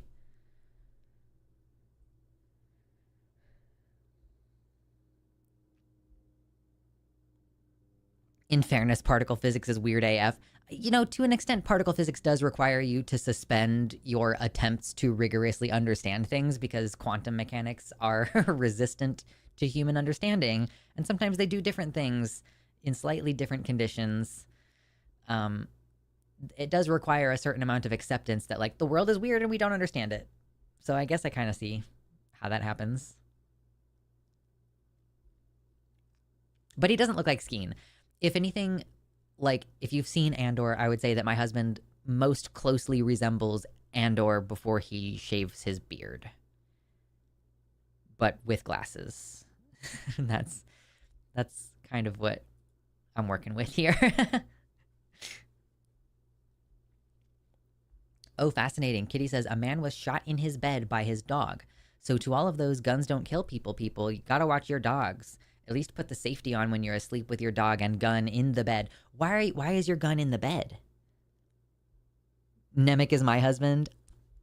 Aw. Nemec is based and red-pilled.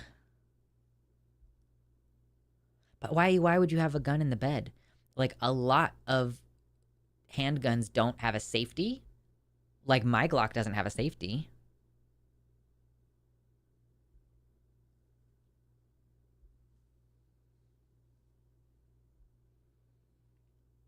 Red Ushanka pilled. True.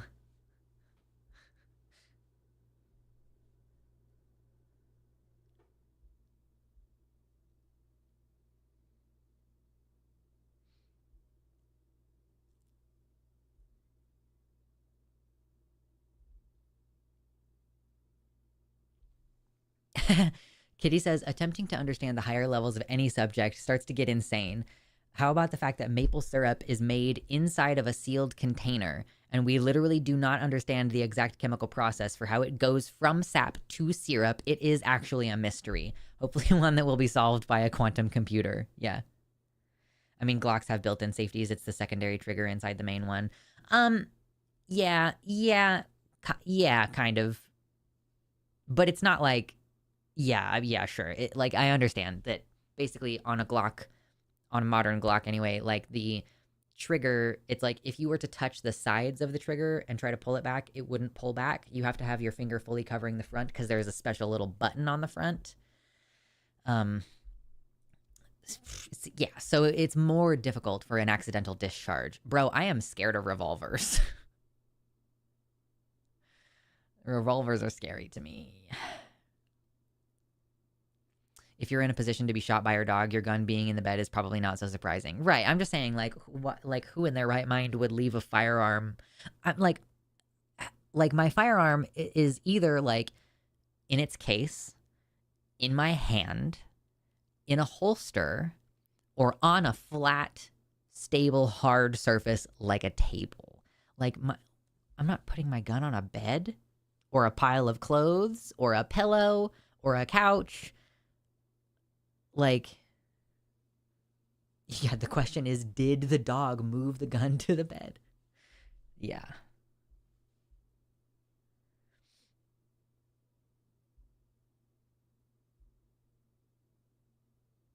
The man who sleeps with a gun under his pillow is a fool every day but one. I don't actually know whose argument that is supposed to support.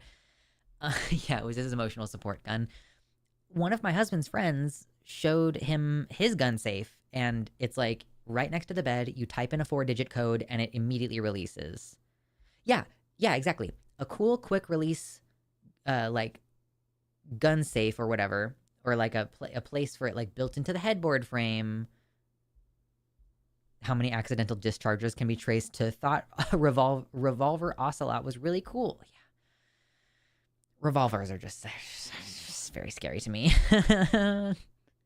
It's like so easy for them to go off by. And like modern ones are better, but like still as a form factor, they just are more prone to mistakes, mechanically speaking.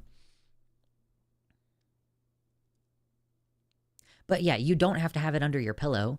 You can have it right next to your bed, type in a 4-digit code, pop it open, bam, loaded gun, boom. Like in like basically the same amount of time. Yeah, biometric safes also good. Like, I mean, maybe I personally wouldn't go with that option because I just tend to go away from biometrics because a cop could, like, if your phone is locked via a thumbprint thing, like a cop could force you to unlock your phone.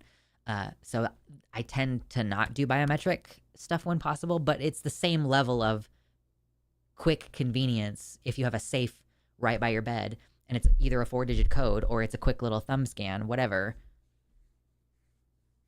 There's something about a revolver that makes it look like its bullet will hit harder. Yeah. Man, I haven't gone shooting since like December, but I'm going to have to like pay for a new membership at some new place. And so I'm probably not going to go shooting until my partner has gotten like a couple of paychecks. I was just telling him last night, like, wow, I can't wait to do any of my hobbies that require money. Because I am a bit limited. Like, I would love to buy some new yarn, but I don't really want to buy new yarn. And I would like to go shoot my gun, but I can't do that right now. I have ammunition and everything, but I just don't have a place to shoot. I would really love to shoot my bow, but I don't have a good place to do that right now either. I'm so country that I have never bought a gun, and I don't know how many I have or even if they work. I would be so into, like, gun repair if I just had a bunch of guns. Like, that's part of why I want to go visit my husband's granddad. Because I'm like, let's become friends with him so that he knows who to leave his guns to when he passes.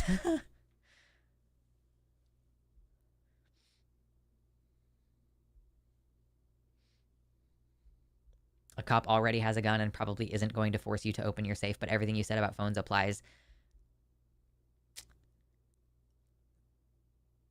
I can very easily imagine a situation in which a cop has like entered your home on a trumped up something or other, or like if they enter your home and it's the wrong address, but then they try to find something to pin on you. Please. You think they wouldn't force you to open your gun safe? They totally would. Unpick an old jumper for yarn. Yeah, no, that's true. That's true.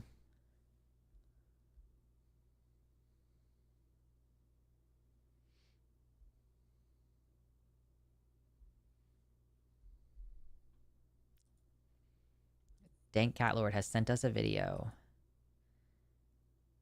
of a shotgun rack. Weird commercial for a shotgun rack. Oh, that's funny. You know, you could very easily 3D print something like that. And then it just attaches to the bed frame. You just got your shotgun, like, wow, that's crazy. The backup. Yeah, I mean, just have your gun pointed toward the door. That's a great idea. Guys, I don't know about you, but I muzzle control my weapon even when it's in its case. Like, even when I know that the gun is empty, like that the slide is locked open, I even have a thing that threads through the slide and the handle and like keeps it non-operational. And I'm like mindful of like where the muzzle of my gun is pointed even when it's in the case. And then this thing is just like, point it directly at your door that you walk in and out of all the time. Unfortunately, we are not allowed to 3D print guns here.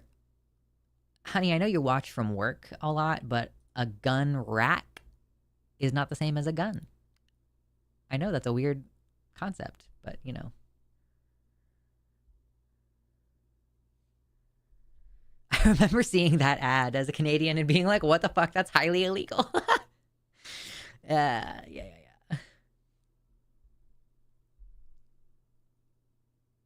Yeah, so much for the family dog at the foot of the bed, right? Like a fucking loaded shotgun. It's ridiculous. We're having fun. I'm having fun today. It's like we've been talking about politics stuff, but I'm having it's a fun form of talking about politics. It's just basic gun control. Yeah, you know, it's really interesting. Okay, this is actually true of driving and owning a gun. Ooh, we've hit over 50 viewers for the first time today. Please hit the like button. Love you. But like, there are people who do shit when they're driving, and you're like, how the fuck do you have a driver's license? And there's a similar thing with like a gun license. I'm like, literally, how do you have a gun license? Or I guess like you don't have to have a license for a gun. Yeah, like a concealed carry is different. Some places do require you to have a license to carry a gun, I guess. But yeah, like this is part of why I do think that like I had to take a hunting safety course that taught me a lot about gun safety. Like most of what I learned in the hunting safety course was gun safety. So like I do think that it would not be a huge bar if you had to do a very basic gun safety thing in order to purchase your first gun. Because like I went shooting with a buddy of mine before we moved, and there's some stuff that I learned from the hunting safety course that made me uncomfortable around this other person, because I'm like, you've just handed me a gun and I don't know whether it's loaded or not. Like he was like, hey, look at this, and I'm like if you hand someone a gun, you're supposed to hand it to them when it's unloaded, and you're supposed to show them that it's unloaded. And I'm like, your lack of knowledge on this topic is making me uncomfortable. Which is warranted, I think, obviously. Like, but yeah. In Ohio, you can conceal carry without a license. You can in Kansas too, actually. You do have to have a concealed carry license in Oregon, and a recent gun law that was passed here has been, I think, just recently determined to be fully constitutional, because there were like 3 different things in this gun law that passed that people were like arguing whether it was constitutional. And one of them is you have to have a permit to buy a gun. Like when you intend to buy a gun, you have to buy a license to buy that gun, which seems fucked up. And it's the kind of thing that makes me want to go to Washington to buy my guns, but they have sales tax up there, so. And then also it's like a magazine limit where you can only have 10 rounds in a magazine. A Glock 19 comes with the ability to hold like 16 bullets or something, so that's like, okay, I have to buy new magazines for my handgun if I want to use it and be legal. Yeah. I don't like it. I don't like those changes that they made, honestly.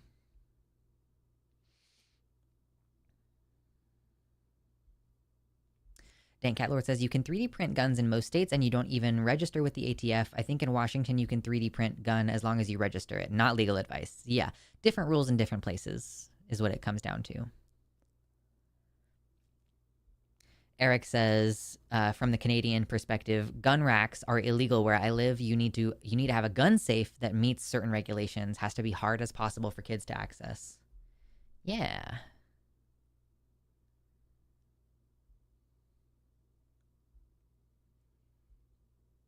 Yeah, it's pretty wild that you can just, in most places, just go buy a gun and there's like very few limitations.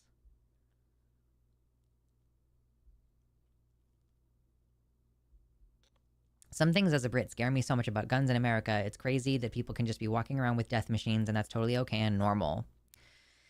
Yeah, it does create an interesting political dynamic, which I was just thinking about because we have these historical parallels of the Holocaust, right? And we've been looking at this whole thing happening, and like we look at things like what were the neighbors doing, what were people doing? People were sending their kids to Britain, or they were going to their parents in a neighboring country. They were getting rounded up and put away, right? And I just find it really interesting to contemplate what the dynamic of that type of overt genocidal intention would have here in the United States. Like, I don't know that you can do that. Because even if you think that trans people as a cumulative group don't have enough guns ourselves to protect ourselves, you think that we don't know people?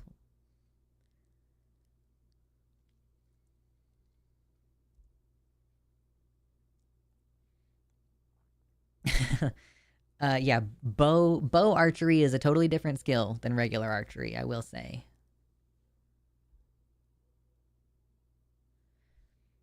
Making guns is allowed in the US, but the issue you get into is if you try to sell them, kind of like making beer. Oh, like you can make beer for personal consumption, but if you try to sell it, then you have to like have a license. Yeah, that makes sense. Oh yeah. Yeah, I've known people like at the Renaissance Festival who are like selling bottles of mead, but they have to be like, well, you're buying the bottle, not the mead. The mead comes free with the bottle that you're paying $7 for. That's funny. In the state of Kansas, it's illegal to sell a mattress, like it's illegal to sell a used mattress. So sometimes if people are trying to get rid of a mattress, they'll be like, "Hey, I'm selling this headboard. Mattress comes free, but the cost is clearly like the cost of what it would be with a bed and a headboard." It's funny.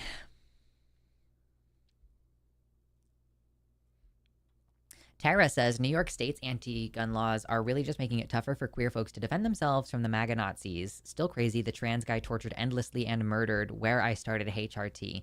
Yeah, if I'm being completely honest, I don't like. I know that his name was Sam, maybe Sam Nordquist or something like that, but I don't want to know anything else about it. For my self-preservation, I am not going to expose myself to a story about a trans man being tortured to death, even though I'm aware that it happened. Maybe I'll talk about it in my roundup on Sunday. I don't know, but like, what is the point of that? What is the point of talking about overt violence against a trans man?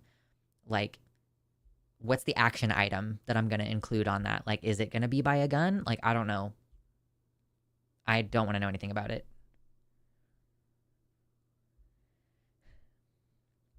As a Canadian, I can't comprehend that the number one cause of death for American children is gun violence and the government does nothing because of some lobby group. I can't comprehend that. Yeah, well, I mean, you have a set of values that are not dominated by the idea of having money.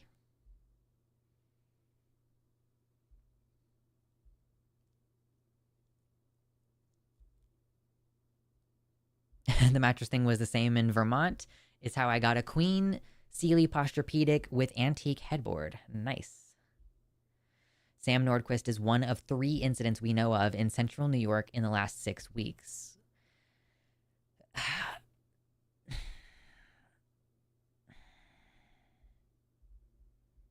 That sucks. I don't know how to respond to it. This is not the plan for this stream on Wednesdays is not to get into anti-trans violence and laws. That is kind of the thing that I'm protecting myself from until Sunday.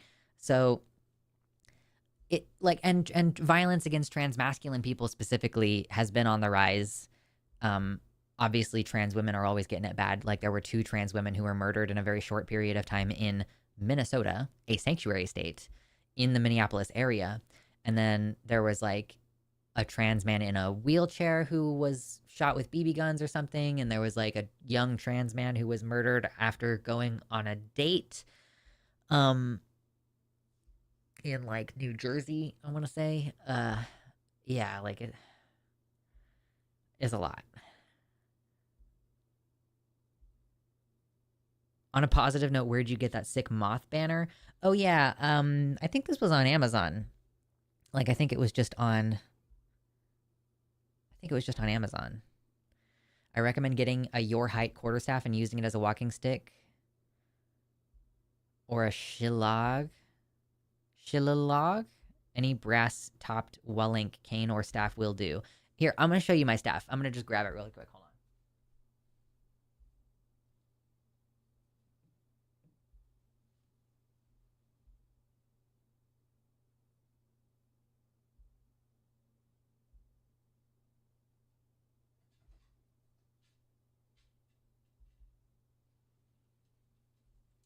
Did you mean for self-defense, though? Are you talking about for self-defense? This is how tall my staff is. Tucks up right under my chin. So I'm standing up nice and straight. Shillelagh. Shillelagh? Anyway, this is my staff. And what I'm planning on doing with it is I'm going to wood rasp the end because I've clearly been walking around with it just on this wooded end. I'm going to wood rasp all that down. I want to get a spike with a cover to like pop on it, like a rubber cover. And then this will be my hiking stick. So that's kind of my current plan. But again, that's just like a thing that costs money. The reason for it being your height is it's self-balanced for you. I mean, I'm just saying I already have a staff. And I got this one because I liked the height. And like this is typically like a very similar height to what I've seen hiking sticks be. But do you like it? My staff? It's got like all these little leather bits on it. They used to be more blue, but then I left them in my car, and something about being in the high temperatures made it kind of turn almost black. And it's got these like loopies and stuff that I've attached some things to, and it'll like rattle around as I'm walking.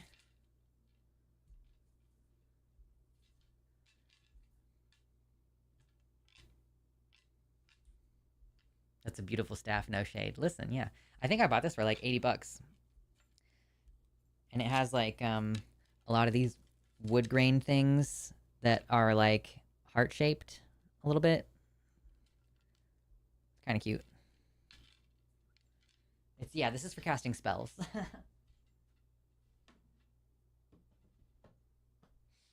Yeah, that's my walking staff. Thank you. I'm 6 foot, but my ideal staff is a pool cue at 5 foot. Can we make staffs happen? Listen, I'm gonna start becoming one of those annoying people who goes hiking if I can get my fucking cardio figured out.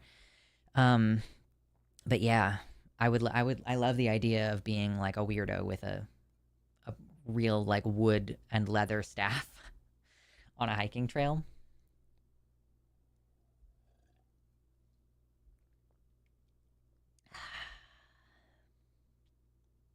Mountain eucalyptus, what's up?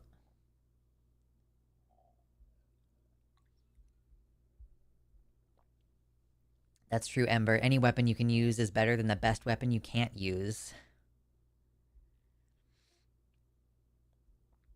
Shillelaghs aren't legal everywhere and are seen as weapons more so than canes. Not something you can always have even if you need a cane. What even is that? Yeah, I need to look this up. Shillelagh.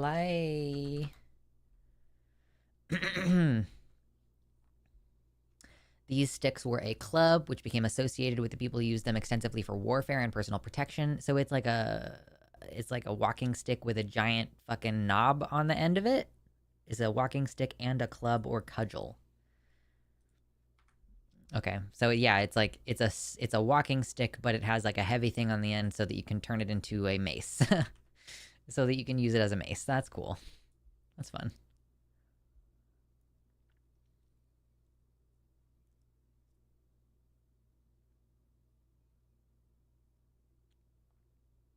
Hey, Mosh on Toast, I'm glad you can get on tea again. That's exciting.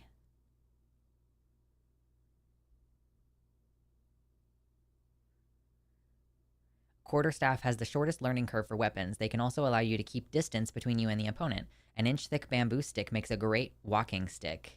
They're also super light. Yeah, I guess that's the one thing about my staff being like solid wood is that it's not light. It's not light. So that's like one negative of it. But yeah, this is my like safety plan. If I go hiking or something, first of all, I want to bring my husband when possible. I want to walk with a staff. The staff has like jingly stuff on it that helps keep the bears away.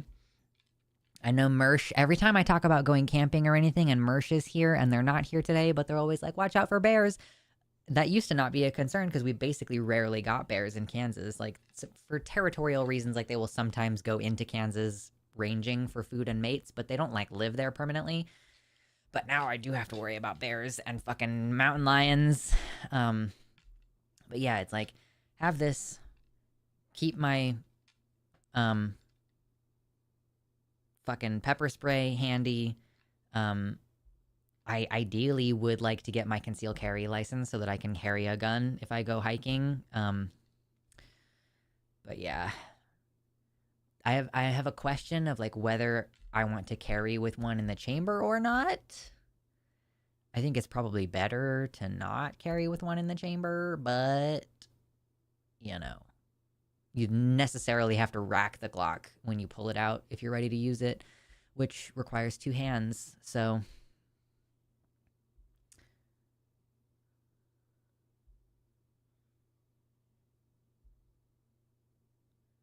isn't there an Amazon blackout this week? That's a great question. I know that there's a bunch of yeah, I'm gonna have to pay attention to that because there are several boycotts planned this month as far as I remember. Let me see if I can find this post that I saved.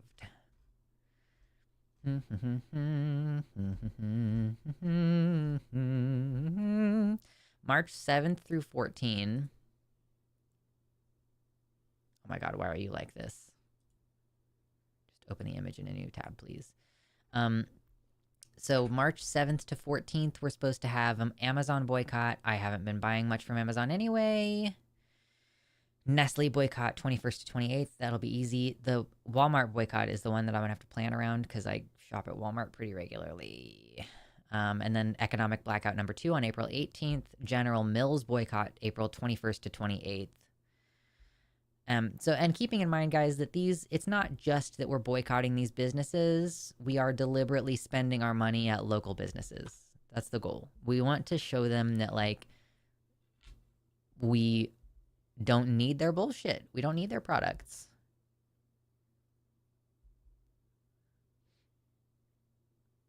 Revolvers can be loaded with the first chamber empty for safety. I believe that was standard practice for cowboys. Yeah, because if it fucking falls out of your shit, that's the thing about revolvers that's so scary, is like they fall out of your shit and they land on the ground and then they discharge and you're like, that's bad. My ceremonial staff is like a shillelagh. It is a 3-foot stick with a wicked gnarled root at the end. That's cool. Yeah.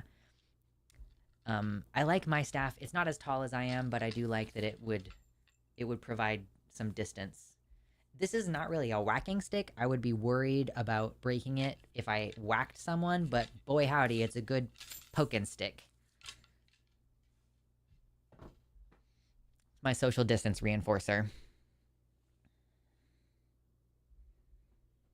Rafiki staff, true. Oh gosh.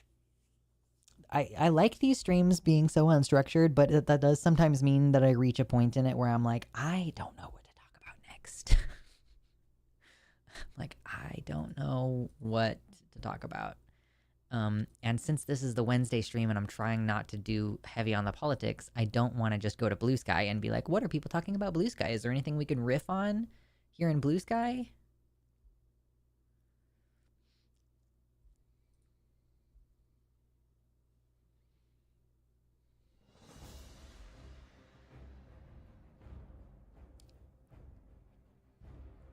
Fesh.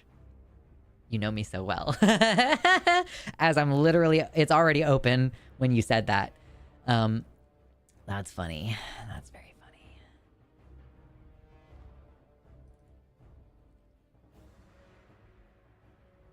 Poking at people is actually more effective than swinging. They honestly do not have good defenses against getting jabbed in the knees with a stick. I may actually have something for you. Ooh, you have something for me? People also back off pretty quick when you get the knees because they're tender bits. Yeah. I mean, my thought process is like, if you take this and like, you know, it's a good thick piece of wood, right? If I were to take this and jam it into somebody's solar plexus, you can't breathe.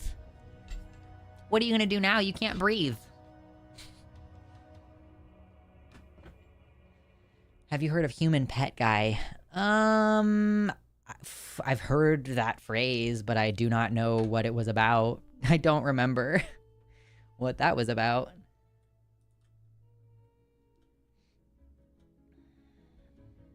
Where am I even going? Oh, I'm not even done on Teldrassil. Oh, did I decide that I don't want to do any? Oh, yeah! I decided that I was going to make the enormous journey to Elwyn Forest. That's what happened. Okay, so that's what I'm going to do. But it's not going to require very much attention, so I'm just going to... We recently watched, my husband shared with me, a 43-minute long animation of... So in World of Warcraft, you have to, like, physically travel to places, especially in the early versions of the game. Like, you can't just fast travel everywhere. There is some amount of fast travel, like this, but mostly you have to physically walk places. So if you are starting in one place, but you have like a friend that you want to quest with somewhere else, you have to journey there. And I watched an entire 43-minute video with my husband of a person making the journey from one of the starting zones to a different starting zone. And it was perfect because it was exactly the experience of doing it on the character. And it was just like no words. I mean, there were like NPCs saying things. Like the person clearly, like as they passed each NPC, was clicking on them to get them to trigger their little phrase. And then like there are certain places along that path where, because you're starting on a brand new character, there are monsters that are very high level that come kill you. And so it was just perfect. Like, it was absolutely perfect. And now we are going to do that journey for 43 minutes.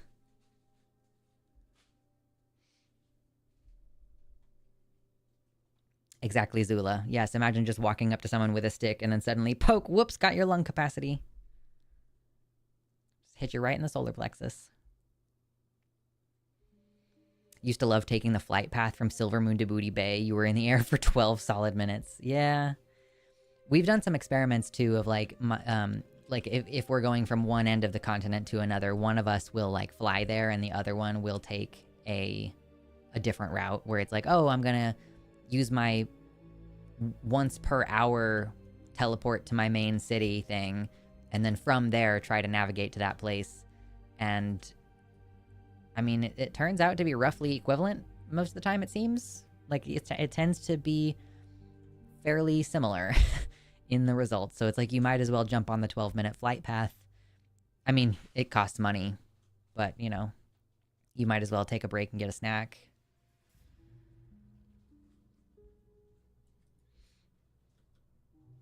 Just lots of walking places very slowly. Yeah, Silent. Playing a Tauren Druid in vanilla, they would let you teleport to Moonglade, but then it takes 15 minutes to fly back to Thunderbluff. Yeah. Just take the boat to Ratchet, you know.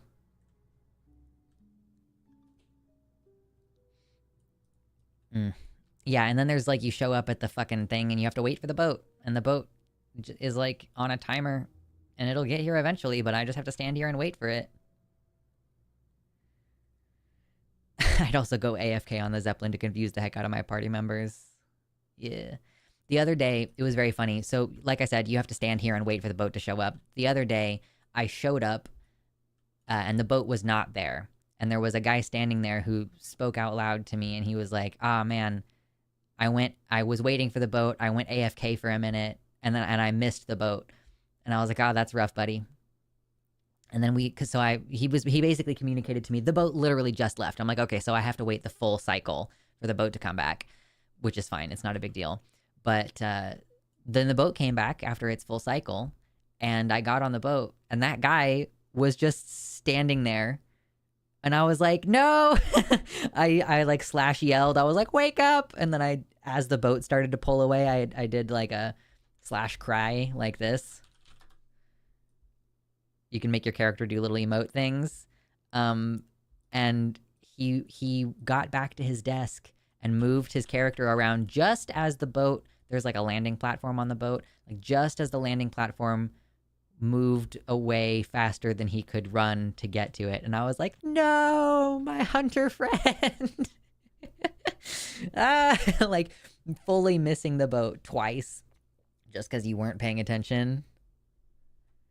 If you just missed it, FFS.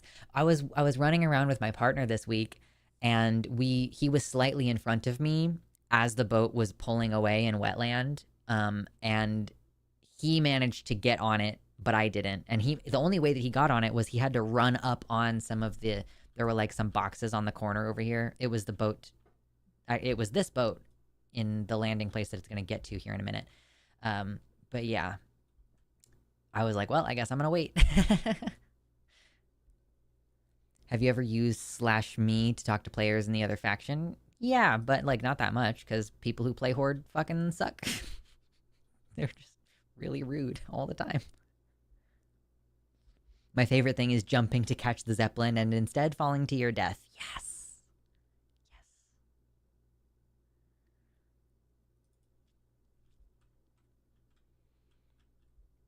What even is this? Oh, I'm on a druid. Okay, cool. I haven't gotten anything cool on this character. Still such a baby. I was playing my rogue earlier, which looks very similar to this character, which is why I was a little bit confused. I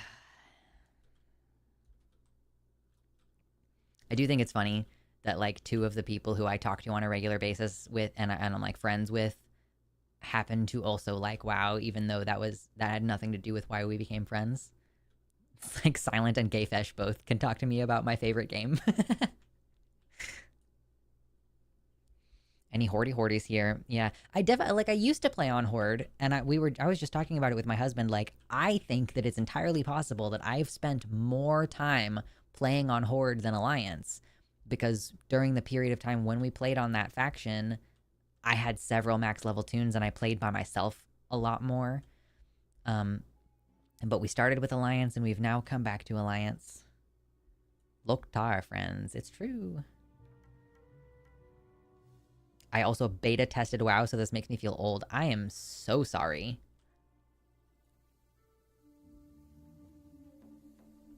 Don't make me Loktar because my account is dormant because I'm poor and have no time. Yeah, that's the one thing is... This game is addictive, so it's kind of like drugs in that it's hard not to do it if you're around people who are doing it.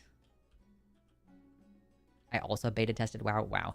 I started playing during the second year of Wrath of the Lich King. So it was a long time ago, but definitely not as long ago as some other folks. Okay, here.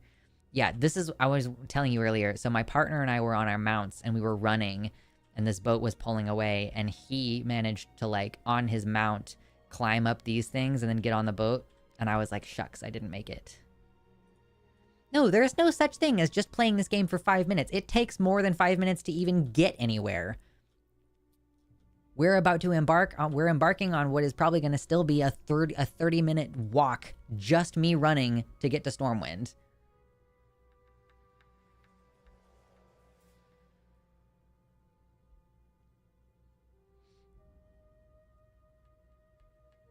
I love the undead will you kill. Yeah, it's fine. I'm not a big fan of... I don't like the player models for the undead. I did have an undead priest, but I think because I was a healer, I was so focused on other characters that I didn't really look at her that much, but I don't like... and it's the same reason, because it's very clear that the human model and the undead model... I mean, obviously the undead are undead humans, but they run the same, and I don't like it. Yeah, let's all go raid Onyxia together for the memories. I might end up doing that with my guild before long because our characters just got to max level. Like, we started in like October because we caught COVID and we were like, well, we might as well play WoW because we are bored and we're at home.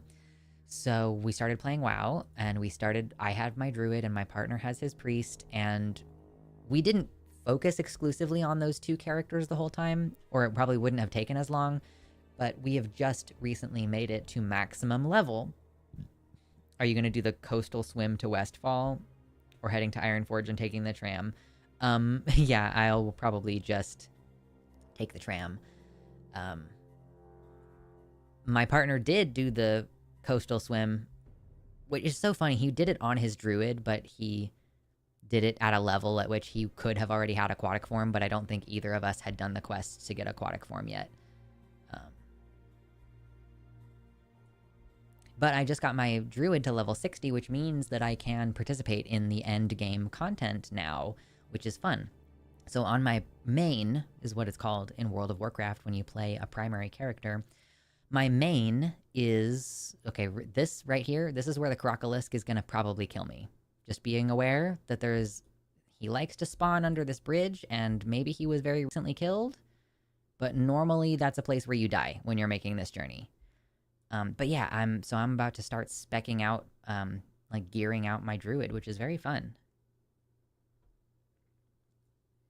But there is all kinds of interesting stuff along the west coast there if you decide to swim, because you could hypothetically like jump out into the water here and like swim. Oh no, I didn't mean to do that. Can you make the window normal again? What happened? Can you fix it? Okay, there we go. I was like, uh-oh. Oh no, that's a spider. No, it's a Crocolisk. Get away. No. See, this is what I mean. He's just gonna kill me. He's so high level I can't even see what level he is. Just a skull. Dead. All right, there we go. That is how it works.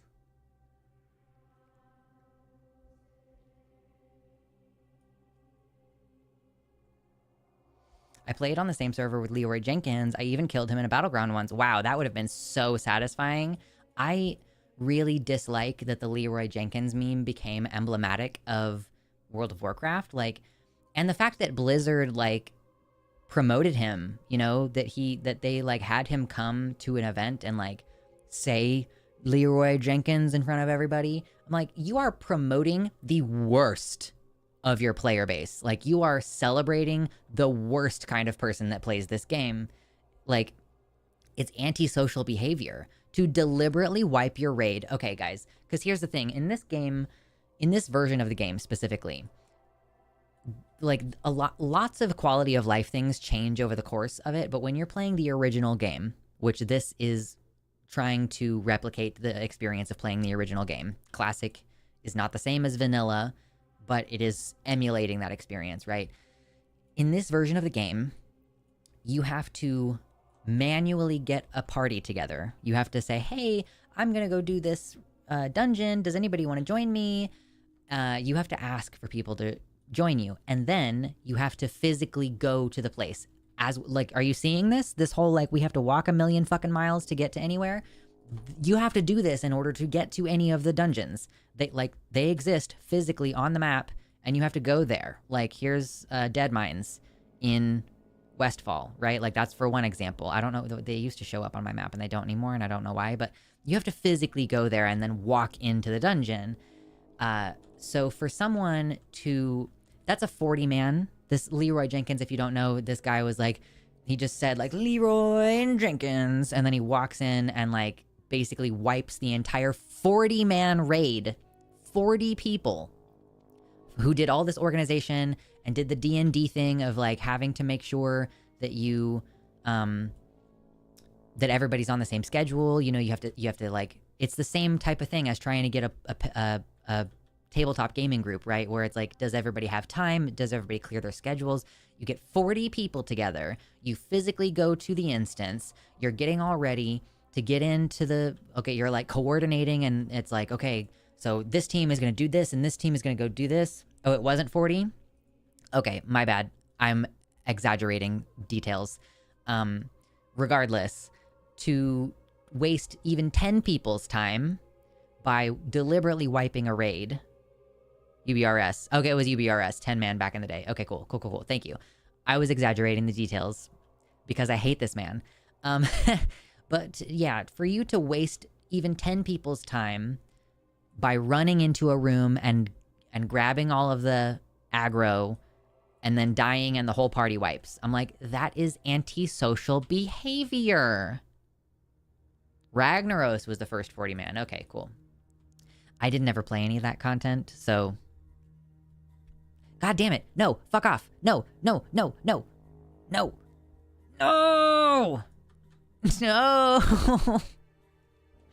It's okay. I'm really close to the graveyard now. It's fine. It was also staged, like they were all in on it. Really? Was it really? I don't know if that makes it better or worse. It's like, it's less antisocial behavior. But it also feels like dishonest in the way that all these like fake Reddit Am I the Asshole posts feel dishonest. They recreated an event that happened for the video. So it's like they're like someone in-game actually did do this at some point. Oh, Leroy wiped the raid when they weren't recording, so they recreated it for the memes. Okay. Yeah, I just, you know, I like that Blue Sky is kind of unique in its terms of service because you can report people for just being antisocial, for like being rude, for doing things that are inconsiderate. And I do think that it would be better to have like more of that across more genres. Yeah. It just feels like the wrong thing to elevate that behavior. If you listen to the plan they're making while Leroy is AFK, it's very obviously fake. To the point of the raid leader saying there's a 68%, don't recall exact number, chance of them succeeding. Okay. I guess that's fair. Yeah. Yeah. Obviously still have my problems with it. And I do still think that Blizzard... Because I think most people did not know that that was faked. Regardless of whether the first time was intentional or not. Like, people view it as an earnest, intentional wipe of the raid. And I still think it was a wrong decision for Blizzard to invite him. I just think it's a funny meme. Sure.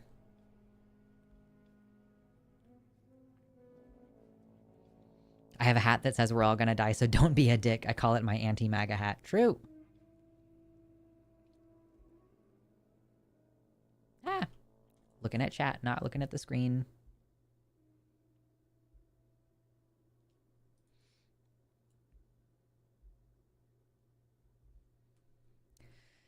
I really need to go back and rewatch the Folding Ideas video. Maybe we should plan to do that, like, next Wednesday or something. Watching the Folding Ideas video about, like, why it's rude to be bad at Warcraft. Do you think we could just listen to it while we play WoW? Would that work? We could do that. Let me turn up my volume real quick. Turn the volume up so that you can hear the music. Maybe hear the music. I guess maybe there's no music playing right now. Entirely possible. Because I'm interested in reviewing that. Like, now that I play WoW again, because I didn't play WoW for such a long time, and Folding Ideas has this video about, like, it's called Why It's Rude to Be Bad at Warcraft. Because I do kind of feel like it's rude to be bad at Warcraft, but I'm also willing to teach people. It's like a struggle. Sometimes I'll be, like, tanking on my druid, which is, like, I'm trying to get all of the monsters to focus on me so that the damage can do their damage, and so the healer can basically only focus on healing me. That's how the dynamic works in a dungeon, right? So it, like, bugs me when people do things that pull aggro. Because I'm like, let me fucking tank. And I'll explain, sometimes I'll be like, hey guys, let's play a game called Give Me 5 seconds to get aggro before you start attacking things. And, like, sometimes I'm a little bit rude about it. But it is, like, a frustration when it's a very simple, like, just fucking do it right kind of thing. But people don't know. Like, okay, if you attack the same thing the tank is attacking, then you won't pull aggro, probably. And also, the whole dungeon will go faster if everybody focuses down kind of like one at a time.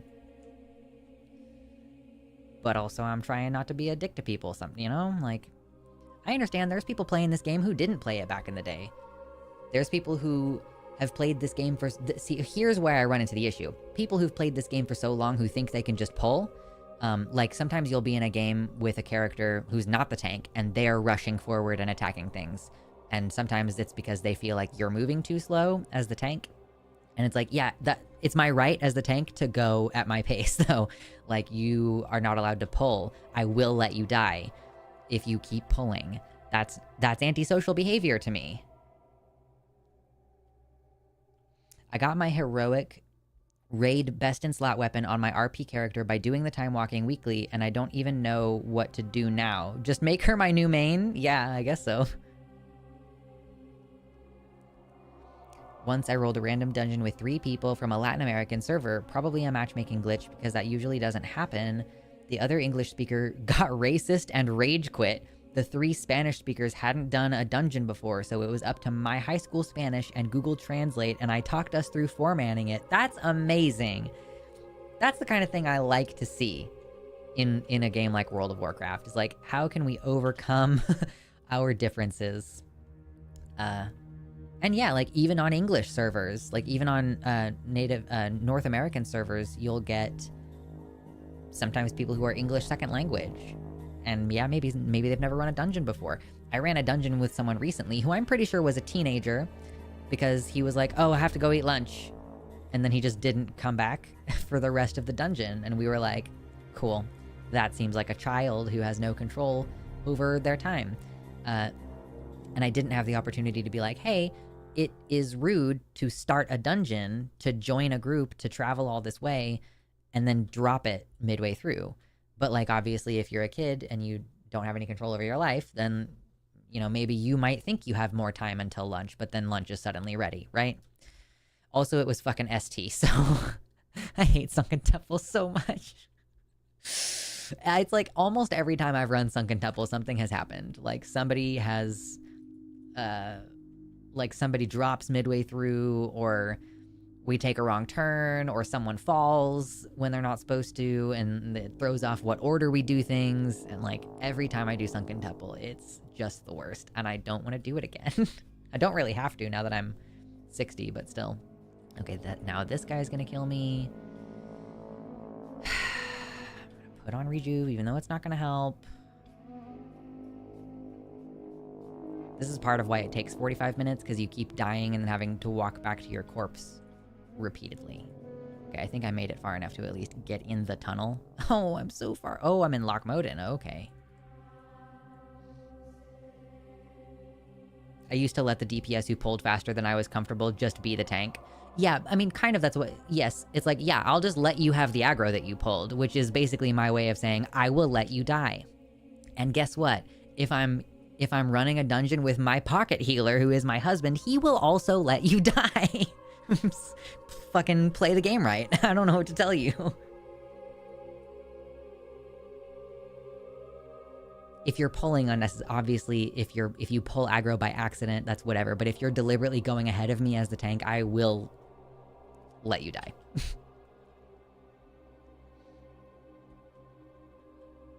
I was a protection paladin all the way through Burning Crusade, and you could just kick a DPS for walking in front of the tank. It was the best. I love that.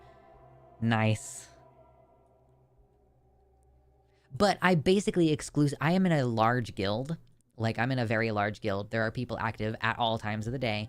So a lot of the runs that I do are with guildies, which means that you have to be a little bit less rude. And you can't just kick people overtly, because then you have a problem with your guildie, and then they're gonna fucking talk to the fucking GM, and... Yeah, let the aggro pullers just beef. Exactly. Oh god, I'm trying to remember which expansion it was, where dungeon queue times were getting so bad you'd have DPS queue as a tank just to jump to the front of the queue, wasting everyone's time because now those people have to go to the back of the queue. Ooh. Oh, I never played that. You know, there was a certain incentive to dual spec if it's like, okay, let's say I'm primarily a DPS, but, yeah, I do recall there being a time when you could not get in as a DPS. I don't think I ever had a situation where, that might not be true. There might have been a situation where someone queued up as something that they weren't in order to just get in. Because obviously tanks and heals, you only have one tank and only one healer in a 5-man dungeon, but you have 3 damage people. So if you have, like an oversaturation of DPS, tanking and healing are both specialized skills also that if you... It was not my intention, by the way, for this to become me talking about World of Warcraft. I'm sorry, but that's what's happening now. But yeah, there's an oversaturation for DPS, and it's also, like, easier to be a DPS. So there are... I mean, even within the classes that can tank and can heal, there is a DPS option. And people tend to go with the DPS option. Especially in this phase of the game when you have to, like, pay a lot of gold if you want to respec over and over again. Respec means specializing, so, like, re-specializing into something else. Like, this character is a druid. On this character, I can be a tank, or I can be a cat DPS, or I can be kind of like a mage DPS, or I can be a healer. Like, this class can do a bunch of different things, but people will often stick with... this one has 2 different damage dealing specializations. And it's just easier to just do damage than to learn the intricacies of being a tank and get special add-ons that help you being a tank or being a healer, what have you. I know, I've become a WoW streamer. It was not really my intention, but it's just very easy for me to fill time talking about it. Like, guys... My husband and I, this is classic. Yeah, this is classic. Like, classic. I would love to play Wrath of the Lich King, but so far there's no option to do that. I know that they just rolled fresh servers. Those ones are going to roll through TBC, but I don't know if they're going to keep going or if they're going to stay at TBC. So my husband and I quit playing WoW. I mean, shit, it was like maybe a year or 2 into us dating. The game changed a lot of stuff in a short period of time, and we just didn't like it. And so we quit. And then we didn't get back into it until, like, we played Classic a little bit when it first dropped, like, 6 years ago, but not very much. And then we've recently got into it, and we've been playing a bunch. This is why we're doing the death run to Ironforge. Yeah, exactly. Like, I can't be summoned anywhere, I don't think. But we would still talk. Like, for years, we did not play this game. For over a decade, we did not play this game. And still, sometimes, we would just end up having an hour-and-a-half long conversation about this game. Even though we had not played it in a very long time. So, yeah, this game, even if we're just sticking with the original game with no expansions, no added content, there is a lot you can talk about and there's a lot you can do. You can genuinely spend hours and hours and hours of time. If you get bored on one character, go on a different character. If you get bored doing that, go do something else. Do you want to play by yourself or do you want to play with people? Do you want to do a dungeon or do you want to play player versus player? Like, so many different things you can do in this game, so it makes it very easy to subsume a lot of your time. Druids can only actually heal in endgame. Classic had lots of non-viable specs for endgame. Yeah, so I have seen some people, my partner was just telling me that it feels basically like in Classic, you could play like half of your character's utility, and then in the first expansion, TBC, you could play like 75% of your class's utility, and then Wrath of the Lich King is like, oh, every class feels fully fleshed out. And then after that, the distinction between classes gets less and less because they start introducing a lot of moves that it's like, oh, well, now a rogue has the ability to heal itself, even if it doesn't have first aid. Like, just a lot of stuff like that. So, yeah, some of these things are not viable until endgame. I originally was going to level my druid as a caster, like the mage equivalent called Boomkin, and I was like, this is not, I'm not doing very much damage. I have to sit down and drink mana all the time. That's why they call it Umkin. Stands for out of mana. And yeah, so I ended up going Kitty. And then now I was like, okay, it'll be more viable in endgame. I mean, people say in Classic that they like bear tanks. It's, I think often used as the off tank in a raid. But druids are still good tanks. I was just asking my guildies earlier today because I was like, I don't want to waste my time getting this gear if I should just do something else. But, yeah, so I was looking into the viability of switching back to the caster as my druid, but there's like 2 moves that I consider essential to playing that character, and they are not in the game at this point. It's Cyclone and Typhoon, by the way, because I want a PvP. And I don't think playing a Boomkin is viable if you don't have your CC. Like, if you don't have crowd control. I use Typhoon all the fucking time. And, like, that's part of the reason why I quit during Mists of Pandaria, is that they changed the system to where you had to then choose between those 2 moves. And I was like, fuck this. Like, are you shitting me right now? Just overwhelmingly annoying. Yeah, so I think in this version of the game, since I just got to max level on my druid, which is my main, that's my class. Like, I enjoy other classes, but druid is kind of, she's my baby. Stays in my heart forever. So, I have like the cat form, which I can't show you on this character because it's too low level. We will get there eventually, but my cat form is like a damage thing. And that's how I want a PvP, but you can functionally switch back and forth between being a bear tank and being a cat DPS, because so many of the skills, man, I don't even have the skills yet, so many of the skills kind of boost both, and then being able to shift into bear form is also useful, because there are no stuns in cat form, so if you're PvP, you should be, like, as a druid, shapeshifting is your whole fucking thing, so it's like, yeah, I'm like doing damage as a cat, but also I will change into bear form, like this bear that's about to... No, that's a spider. Like this spider that's about to attack me. And then I'll stun, and then I'll go back into my damage form. Oh, thank you. That's very sweet. Oh, no, where are you? I need to come back. Oh, he's out of range. He buffed me as I walked past. Paladins with their 5-minute buffs. They're so funny.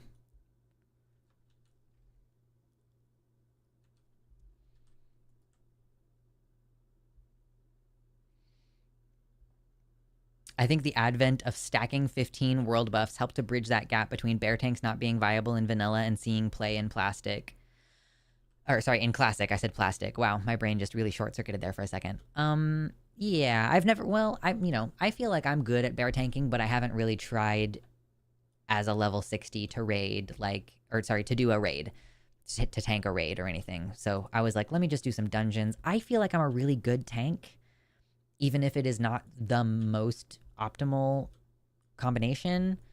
And that's the thing about the druid too, because the druid has 4 different options for what you could do. Each option is like probably not as strong as whatever the equivalent would be of a different class. Like the mage equivalent on the druid, where you can cast spells, is not as strong as the mage. The mage is overwhelmingly stronger, like obviously. And as a healer, like the primary way that a druid heals is using hots, which is like a heal over time. So I cast this move, and it's going to stay on me for 10 seconds, and it's going to heal me a small amount of damage every time it pops up, right? Like you can see the little numbers popping up on my screen. So that's the... Wow, did you see him just like, whoa! That boar was like, I'm going to spin around real fast. That was weird. So yeah, it's like not... Like everything that the druid can do is probably not as powerful as whatever the equivalent would be. Like, yeah, the cat doesn't have the same utility as the rogue, which is what it's supposed to emulate. But I kind of like that jack of all trades, like, do a little bit of this, a little bit of that, you know? Like, even as a feral druid, which is the cat and bear mode, it's still good to have intellect and spirit, because you're still gonna need to heal every once in a while, and fucking shapeshifting costs mana, and like maybe you need to leave your bear form because you have a curse on you and you need to use your move curse, but it only works when you're in this humanoid form, and then you have to go back into your other mode, and that costs mana. Yeah, Pig Go Spinny. That was funny, wasn't it?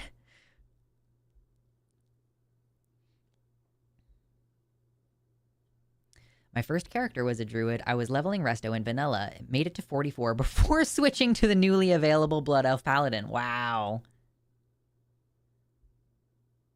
Wait, did you not make it to level 60 before TBC dropped? Like, you made it to level 40. Well, I mean, that makes sense, I guess. You were trying to level Resto. I did that on a Paladin once, actually. I leveled my Paladin as the healing mode, and then when I got to level 85, which was max at the time, I just switched to protection and became a tank, but I leveled the entire way holy. It was so funny. I think it was because originally I was supposed to be playing with someone, and I was supposed to be, like, pocket healing for a DK or something along those lines. So I really wanted to, like, know how to play holy. But then my partner hated his DK, never wanted to play it, so I was like, I guess I'll just be a tank then. Oh, that's cool. Fesh says, a man survived on an artificial titanium heart for 100 days until he was able to get a transplant of an actual heart, I assume. So we might be seeing development in artificial heart technology enough that we can reduce the reliance on donor waitlists. Yo, that's cool. That's cool. Because I have been contemplating lately, you know, my symptoms are mostly like, oh, I have a weird heart thing happening, like a weird sensation of heartness in my breast, you know, and I'm like, ooh, am I going to die? It's getting better, that sensation of I'm going to die, because I'm finally kind of trying to teach myself, like, yeah, just because my body hurts or just because it's scary doesn't mean I'm going to die. My body has never given me any indication that I'm about to die, actually. So yeah, like, it's gotten me thinking about the mechanical nature of human existence, and like, there are certain things that we can't future-proof against. We can't cancel out the natural process of telomere degradation, and like the chromosomes and the cells not being able to continue rejuvenating themselves. Like, maybe you could fudge it with like nanotechnology, just doing the repairs for you. But you can't like stop the natural aging process, right? But so many of our other parts, like our mechanical parts, we just need a heart to pump blood. Okay, cool. Like, why can't you just have a mechanical thing that does that, and you don't have to worry about heart failure anymore, or whatever? A knee surgery, you know, like getting your knee screwed back in place. Like, we are just a series of mechanical parts that have to be maintained and potentially eventually replaced. Yeah, we can't fix telomere degradation for now. That's a great caveat. Let's put a pin in that philosophical, do we actually want to stop death concept? Because ecosystems rely on death. Like, having like a predator like us not dying is a problem. I was on a PvP server, and the 40s are painful on a PvP server in vanilla. That's fair. That's totally fair. And if you are soloing as a resto druid in your 40s, yeah, that's crazy. I do think I just want to play WoW on Wednesdays. WoW Wednesdays! Listen, it writes itself. Let's just do WoW Wednesdays. Let's not even have a pretense of not playing WoW on Wednesdays. I don't really want to stop death, but aging, absolutely. Yeah, but my problem is that, like, when you stop aging, like, if you're at a place medically where you can stop aging, then you have probably also defeated many other things that kill people. Like, you've defeated other medical conditions. So it just seems to me like, oh, we're playing World of Warcraft Classic, Eric, who just got here. But yeah, like, I have come to believe that death is a good thing. Like, I don't know. I'm not saying we should seek it out necessarily or cause it unduly, but like, do I think that we should disrupt the natural process of dying? Like, no. Do I want to die? Also, no. But it's like the conflict between the person that I am and the person that I aspire to be is like the person that I am is afraid of dying all the time, scared of dying. That's why my symptoms are so disruptive to my life, because my heart starts acting up and I'm like, I think I'm gonna die. And then I can't do anything for the rest of the day. Because my symptoms don't abate. Like the more stressed out I get, the more symptomatic I am. But I want to believe that death is natural, that death is a good thing, that death is a companion, that death is a necessary part of life. And I do believe that. It's just like hard to stop being afraid of dying.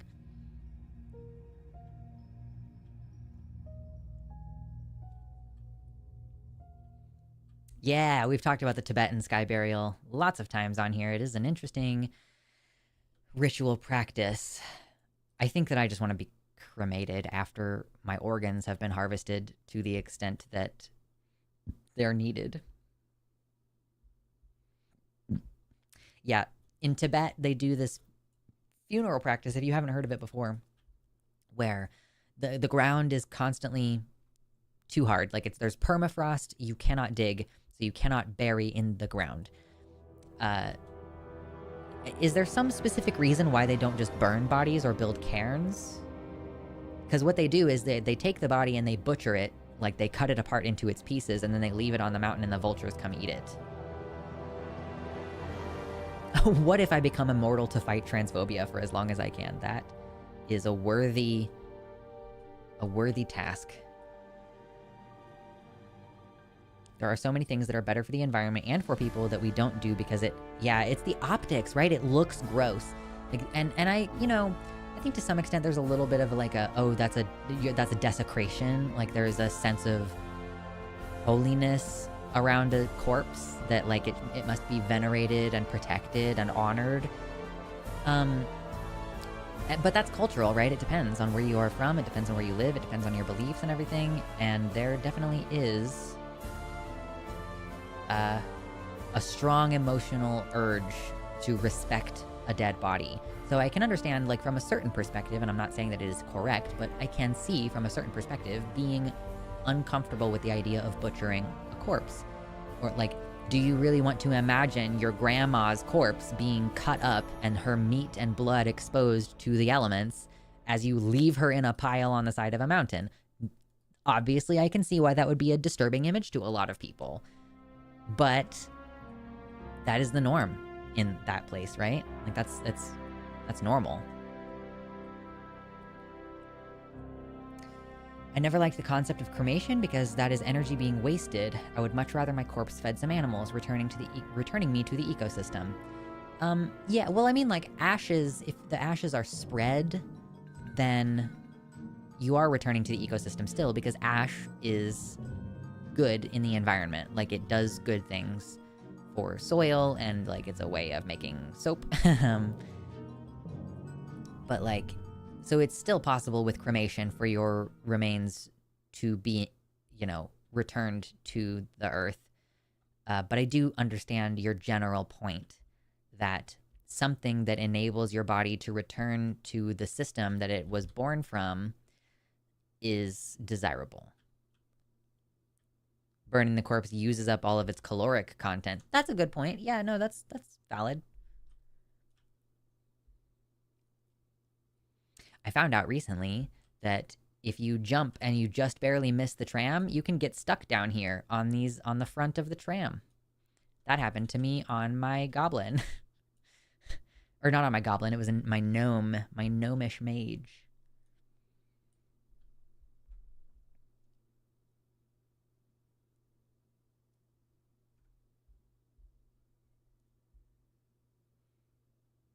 Katie says, I wanted to share my new sewing area that I finished setting up today. I also included a shot of the roof with all the philodendrons and several close-ups of one of the coolest plants I owned, the coral cactus, feeding the dragon today. Yeah, I'll check up on that in a second.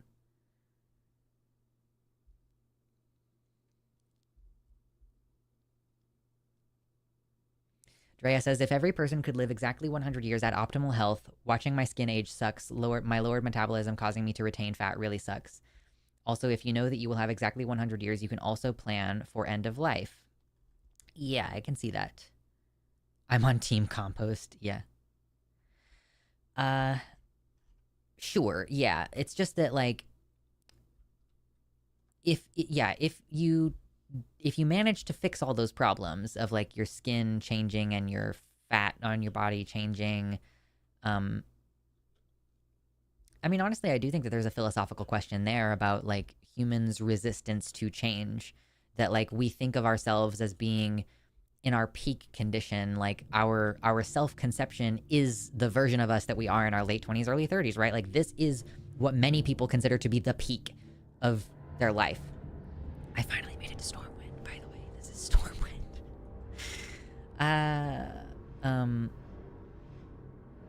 But yeah, like, is there something that we could be working on as a culture or even personally where we don't feel so strongly that, like, yeah, we are told our bodies change when we're teenagers and then you kind of attain your final form in your 20s, but in reality we always change. Like we keep changing and these things are normal. Like getting, like, you will not have the body that you have in your 20s forever. It's not sustainable. It's not healthy for you to try to maintain that.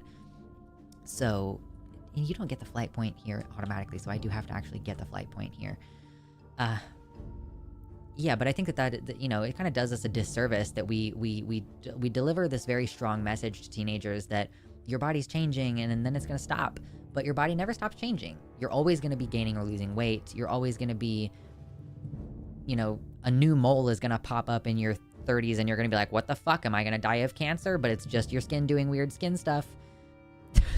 Ask me how I know. I actually do need to set up I need to like establish a relationship. Hey, that's the same hunter that I saw earlier. You need to, oh man, I forgot what I was in the middle of saying. But yeah, I just think that like we should embrace the idea that we are in a constant state of change, and that includes aging. But if we do manage to mitigate those things, like let's say we do manage to completely end telomere degradation, like, is that a good thing for us as people? Like, is it a good thing that... Okay, you guys know Alok? Do you guys know Alok? Hold on, let me see. Let me see if I can find them really quick. I'll just get a picture of them so that you can see who I'm talking about. Okay, do you guys know who this person is? Alok? They are non-binary, they're a comedian, and like they talk about life stuff. I don't know how to pronounce their name actually. If I'm pronouncing it wrong, I apologize. But like gender non-conforming and trans feminine using they pronouns, right? This person has said something recently that I vibed with a lot, which was basically that ultimately fear of trans people and fear of the other is fear of death. And basically what they were saying is that if we don't get comfortable with death, then we are never going to fully be comfortable with the other, because the other represents a threat to our lives, right? That's why people are so like hateful toward and ultimately afraid of immigrants. Like, let's just pick one fucking group of people. So if people don't get comfortable with the idea of their end, if they're constantly rebelling against it, then they're going to be constantly looking for threats to their life, right? This is part of what I think gives so many people anxiety, is that like we're so afraid of what could happen. We're so afraid of like maybe getting injured. We're so afraid. I'm like, I have anxiety about the idea of swimming in a lake. I just found out because I was reading a book last night where there's a scene where they go swimming in a lake. And I'm like, I used to do that when I was a kid, but now that seems so crazy to me. Like swimming in a lake where you don't know what's in it and you could step on glass. And so like all these fears of death, fears of injury, fears of what could happen, like that could very well be preventing me from having a grand old time going swimming in a lake. And is that proportional? Does that make sense? Is that a good thing? Oh, I should probably repair while I'm here. Not familiar with Alok. Okay, maybe we'll watch some of their stuff sometime then. Dermatologist? Yeah, I just had some new moles pop up and I'm like, I need to see a dermatologist and like establish a relationship because my grandma had melanoma. So I just need to make sure that none of my moles are doing things that they shouldn't be doing.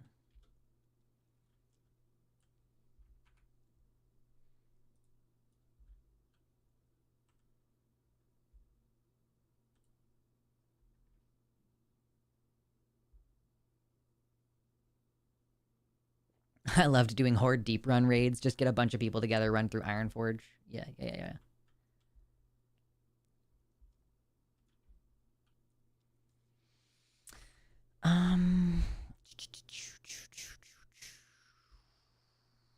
Trying to decide if there's anything I should do here before I go to Elwyn Forest.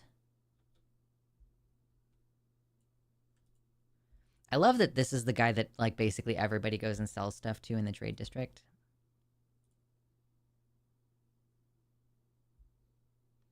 Yeah, I don't think I'm gonna go back and do that quest, but... Oh, I should pick up first aid while I'm here. I guess I don't really need it. Nah.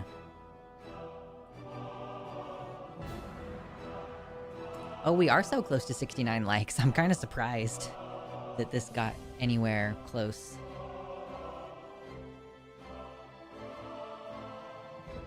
Eric says, shout out to my grandma who was blunt that puberty ends, but random shocks of seeing your body change never end.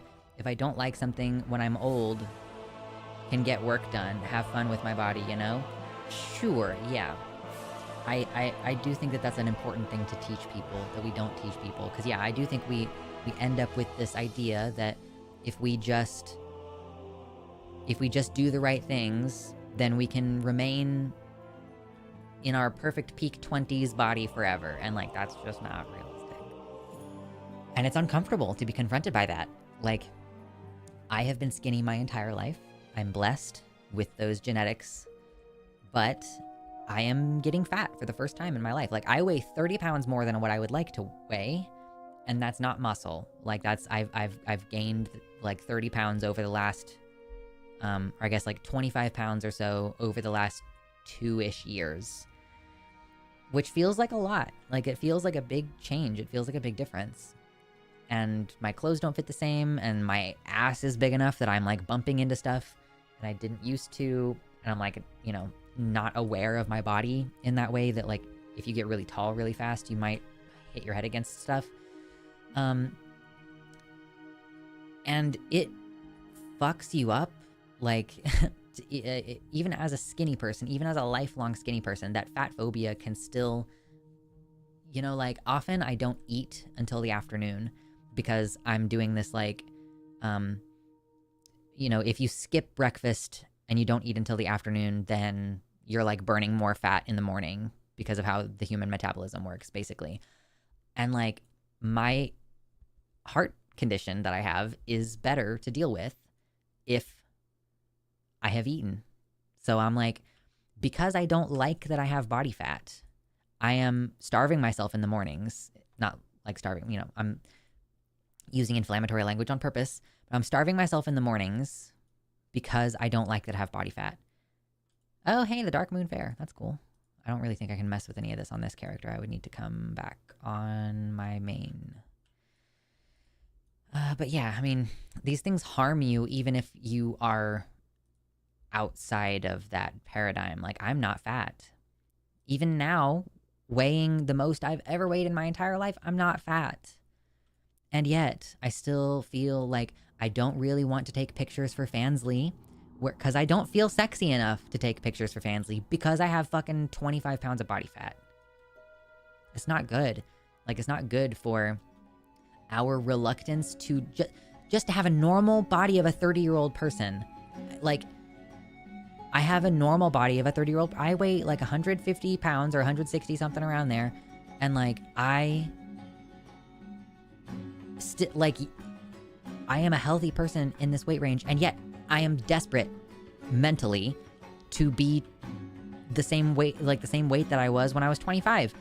And like, I don't know what to do about that exactly, because that is fundamentally a quirk that I have developed because of an inability to accept that not only will you change, but you will gain weight. And it will be harder to get it off, and you'll have a difficult time building muscle. And like all of those things are normal. All those things are natural. But we've been taught to rebel against the natural in that way. And I do think that this is kind of tricky to talk about sometimes because, again, I understand that it's a naturalistic fallacy to say that just because something is natural means that it's good. But like, I do think that there is something to say about rebelling against the natural being like having negative consequences overall for human development. Man, is this quest is literally just fucking go back to Stormwind? Well, that's fine because I didn't set my Hearthstone anyway, so I'll do that. Hey Max, how's it going?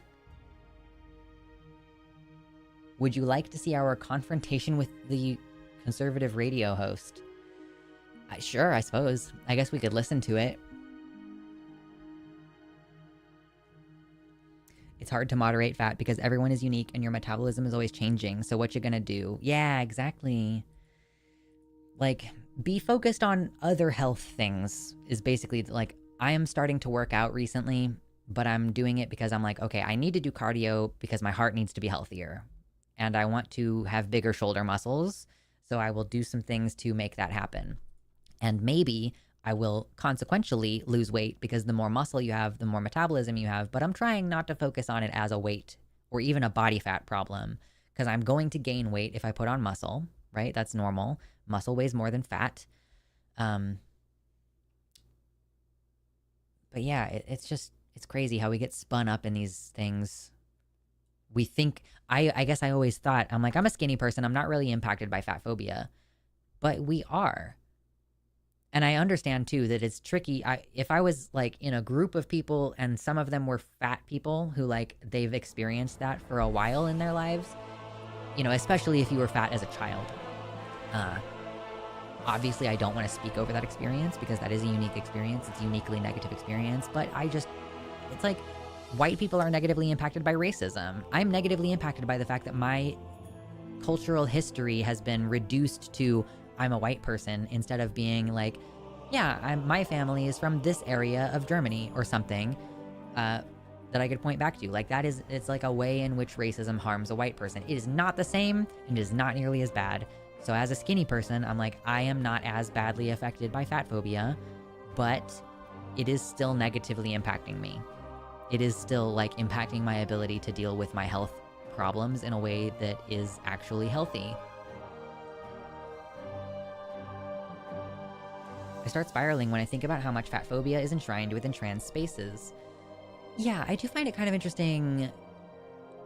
It's weird to me because I feel like for trans women, it really doesn't make a lot of sense to be fat phobic because I've known a lot of trans women who put on fat deliberately because the fat goes in the places where the curves are, you know?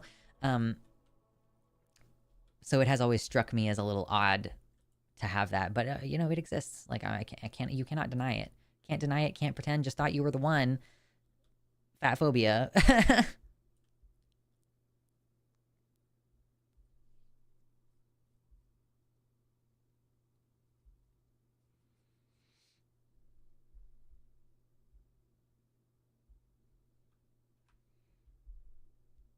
Too many people treat fat as if it was a personality failing. Yeah, of course. And that partially goes into this whole like, if I did the right thing, I wouldn't be sick or whatever, you know? It's the same kind of paternalism that goes into being like, yo, have you tried yoga for your fucking disability or whatever? You know what I mean? Like, have you tried going for a walk every once in a while? It's like, because people are desperate to feel like they have a sense of control. So it's like, oh, surely you are fat because you just didn't do the right things. I would never get fat because I do all the right things, even though it's the kind of thing that can just happen because your metabolism changes, or it can happen because you broke your leg and you gained weight, or what, like literally whatever it is. So many things.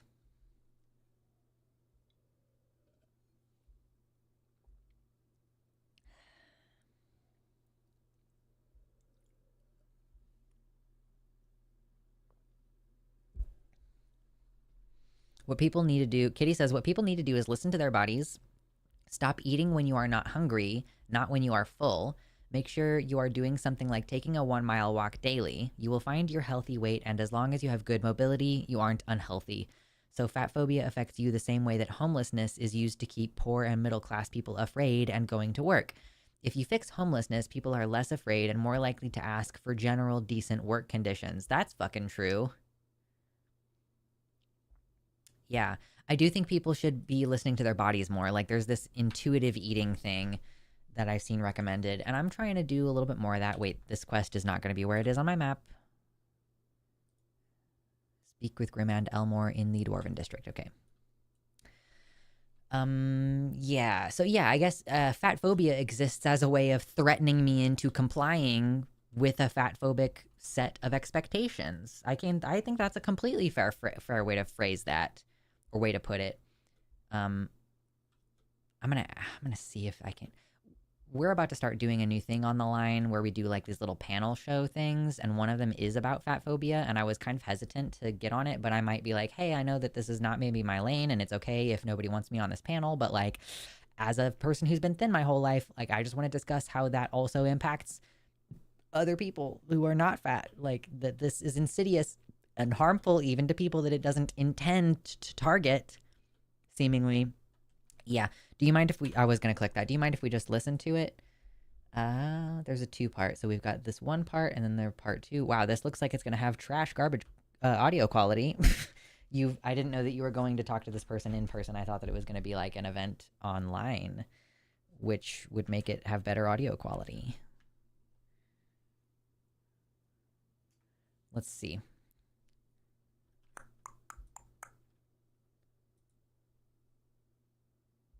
Okay, let's just listen to this and see how it goes. Yes, sir. Hello, Mr. Cunningham. Hold on. I'm sorry. I don't know if that's loud enough. Let me figure out if it's loud enough. Too many screens, but not enough. Like actually, not enough screens. With you. Yes, sir. Hello, Mr. Cunningham. I'm familiar with you as a radio broadcaster, and I just wanted to ask you a couple of questions about your stance on the LGBTQ community. Yeah. So, in 2022, you did an interview with JD Vance where you were talking about litter boxes in schools, where you said that you think that schools are putting litter boxes in the schools so that because of kids identifying as cats. However, Mason High School. That was the email. However, that's not true. That they were not putting litter boxes in schools for kids identifying as cats because that wasn't happening. The reason why they would put litter boxes in schools at all is because they had like, you know, an emergency situation, like if there was a school shooting or something like that, in case they needed to defecate or like, you know, go to the bathroom, whatever. Like that's why they would have the litter boxes in the schools. I also sit in that regard for a moment. I went to high. I didn't actually know that. Like, I thought that the whole cat litter in schools thing was entirely false. But I think what Alec is saying there is that it was, nice, is that it was basically like an emergency supply for if the school was on lockdown, but a student really needed to use the restroom, then the student could use the restroom in the locked down classroom. Although also cat litter would be good for absorbing blood. So I can see it having a dual use in a lockdown situation out of school, but I was not aware that that was anywhere remotely true. So that's good info to have. Where's chat? Come back. Where are you? There you are.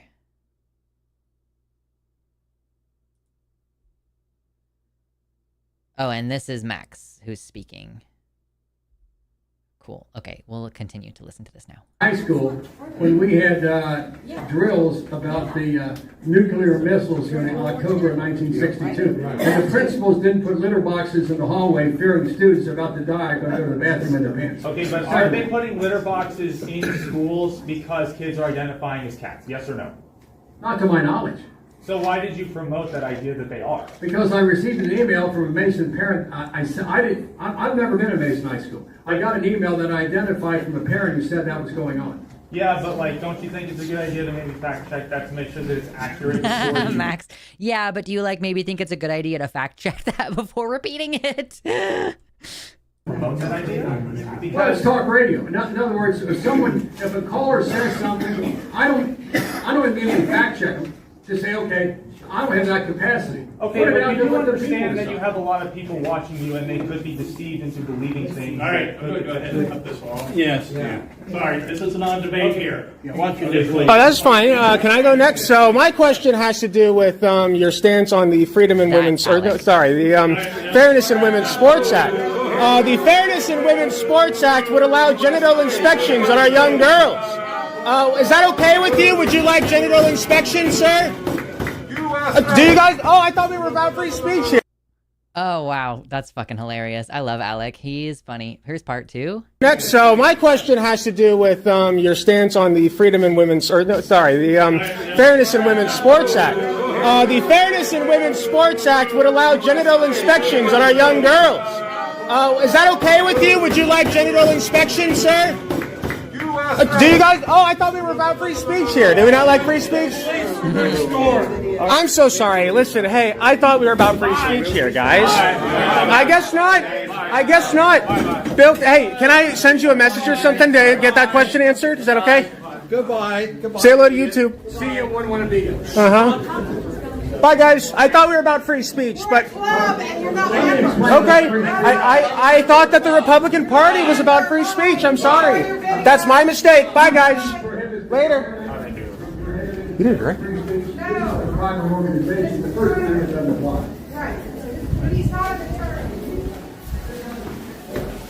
All right, that's the end. Yeah, moderately amusing. Oh my gosh, I need to get some water, guys. I gotta take a little moment. I gotta take my little break. I know we're most of the way through the show, but I gotta get some water. I'm getting a little dysregulated here, so I'll be back in a minute.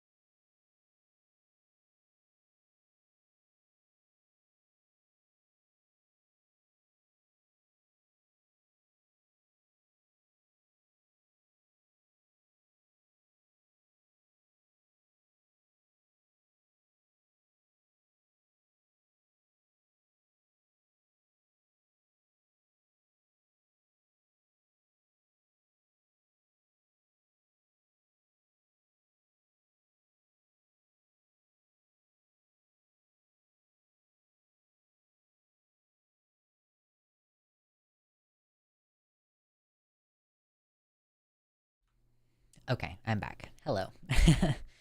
So yeah. Why?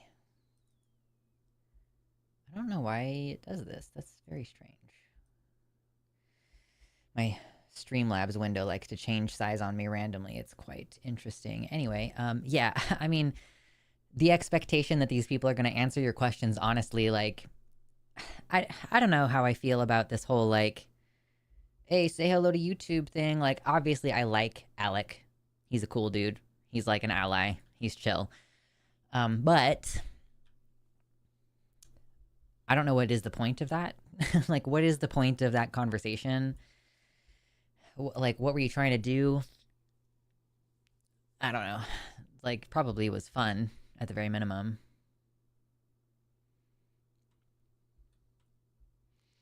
Yeah, that lady said, we're a club and you're not a member. I don't know what that was. Like, Max, what was that? Like, you were talking to a conservative talk show host, but, like, what was the meeting that you went to? Was it, like, a politician? Sorry, you can't see what I'm doing.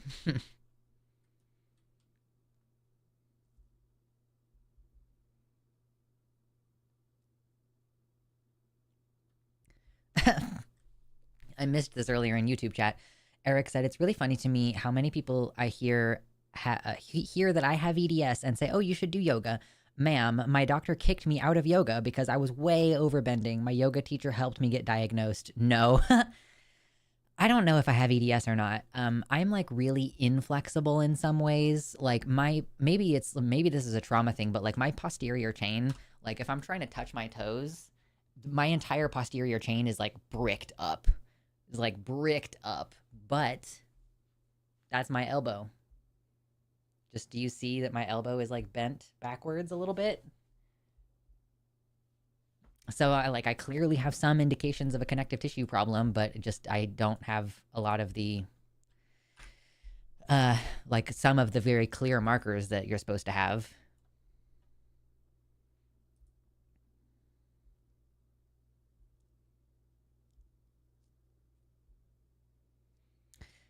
Just thinking of this student I had that came to school sometimes saying, he's a dinosaur today. I was like, fuck yeah, I want to be a dinosaur today too.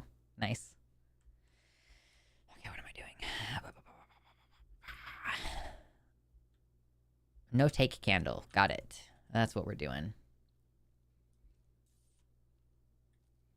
I know it is elbows. But like they're hyperextended, you know? Like that's not a normal, like you're supposed to stop sooner than when I stop. In fact, when my partner saw me do that for the first time, he was like, you need to make a special point not to do that. I think we were much, much younger, but I think he was, you know, just basically like, please don't break your arm by like bending it backwards.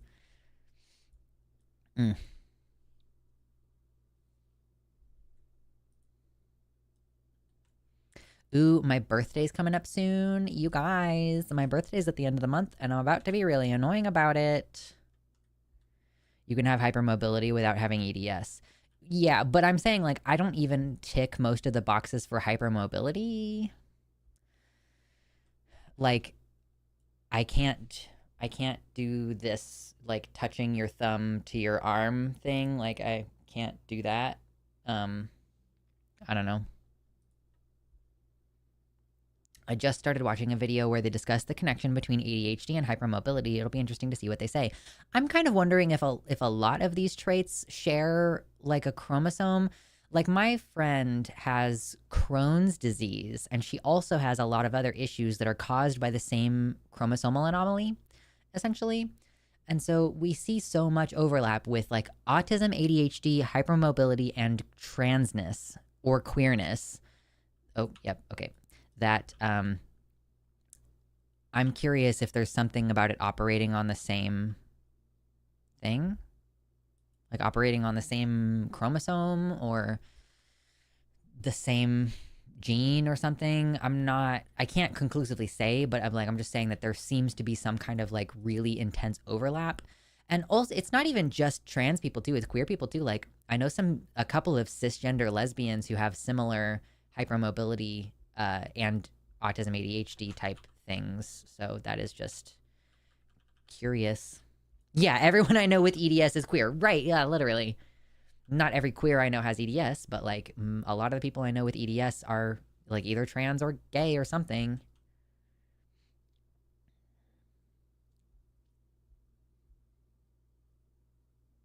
Yeah, no, I understood what you were saying, Max. I got you. Like, you're saying that the cat litter was in the schools, but the cat litter was in the schools because of an emergency, not because the kids identified as cats. So I completely get the point that you were making. It was a Republican meeting for Bill Cunningham. Okay. So, but why did she say it was a club? Like, a Republican meeting? I don't know. I don't really understand the context in which you had this conversation. I'm not, like, dogging on you or anything. No, I don't want that much aggro. That's too much aggro. I don't have any mana. Just gonna start hitting you with my stick. What are you going to do for your birthday? I don't have a plan for my birthday. I have told my partner, and I might need to, you know that thing where you have to remind your husband of things? I want my partner and my sibling to work together and put their brains together and think of something nice to do for me. Because I like having my birthday celebrated. I like being acknowledged in that way. I like feeling appreciated, but I don't want to have to do all the work to make. It's like, what's the point? Like, I'm not drunk, like my self-appreciation party that I'm throwing for my birthday. That's not what I want.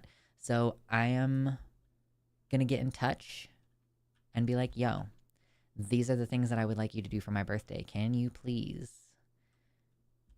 Like, you both, I'm like, between the two of you, you should know me well enough to be able to do something nice for me. And it doesn't need to be expensive. We don't have to go anywhere necessarily, but I just want to be celebrated and acknowledged, even if they just buy like a cake and maybe get me like a stuffed animal. I don't care. What? Who? Oh no, I have all the aggro again. Isn't your birthday the 30th? Well, the great thing about birthdays is that they are identifying information. So I don't actually have my, I don't really have my birthday be public. So basically, like, it's at the end of March, and what day it is specifically does not matter. It's at the end of March.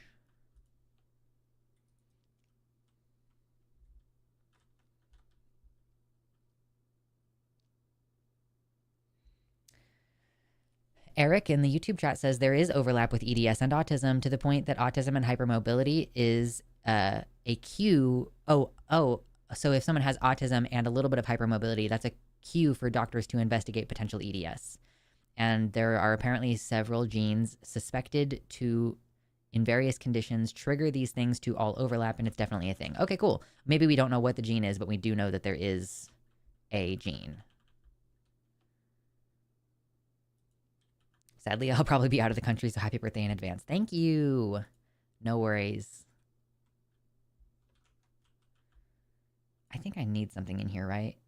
Scout through the mine. Okay, cool. These people can't get comfortable with their bigotry. That's the point. I mean, even with you confronting them, they seem pretty comfortable with it. So, I mean, like, if you feel like you're accomplishing something, I'm not going to tell you that you're not. I just don't understand the purpose of the... I mean, it's... And, like...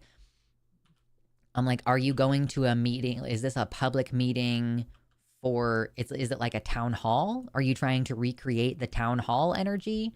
I don't know.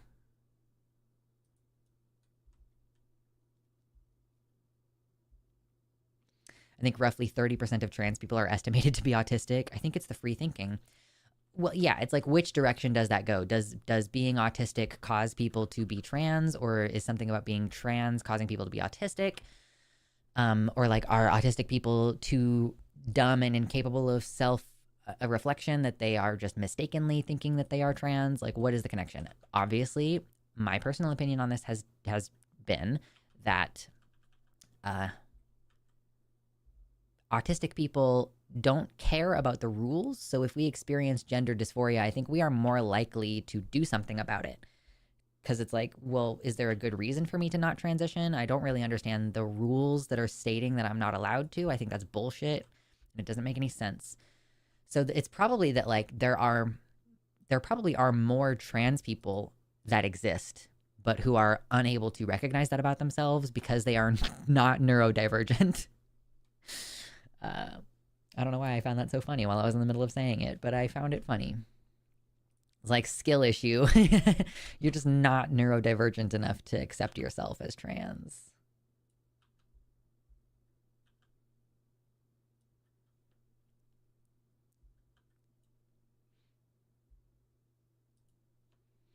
It's going to be so much better when I get cat form, but I don't get cat form until level 20.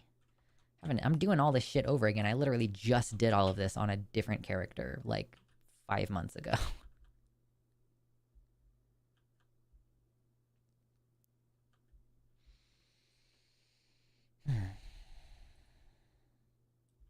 I left the room earlier to get water, and I was like, wow, no wonder I'm starting to feel bad. It's warm in my office. I'm scared of what it's going to be like when the summertime comes, because here in the Willamette Valley, there are times during the summer when it's like 90 plus degrees, and nobody here has central air.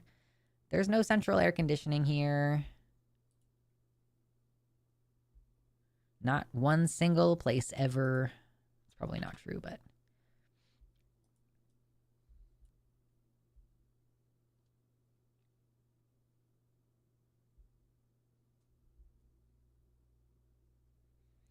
I think trans people 100% of the time get therapy of some kind. If they get hormones or other things, this leads to a higher average of diagnoses. Yeah, I think that part of the bias here, I agree, is that trans people are just more likely to end up in front of the kind of doctor that would confirm that you have autism.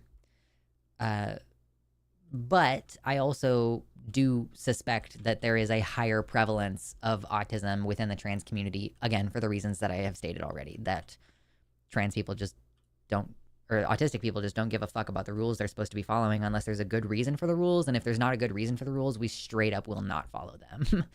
But I will rigorously follow a rule that you have demonstrated to me makes sense and we should have.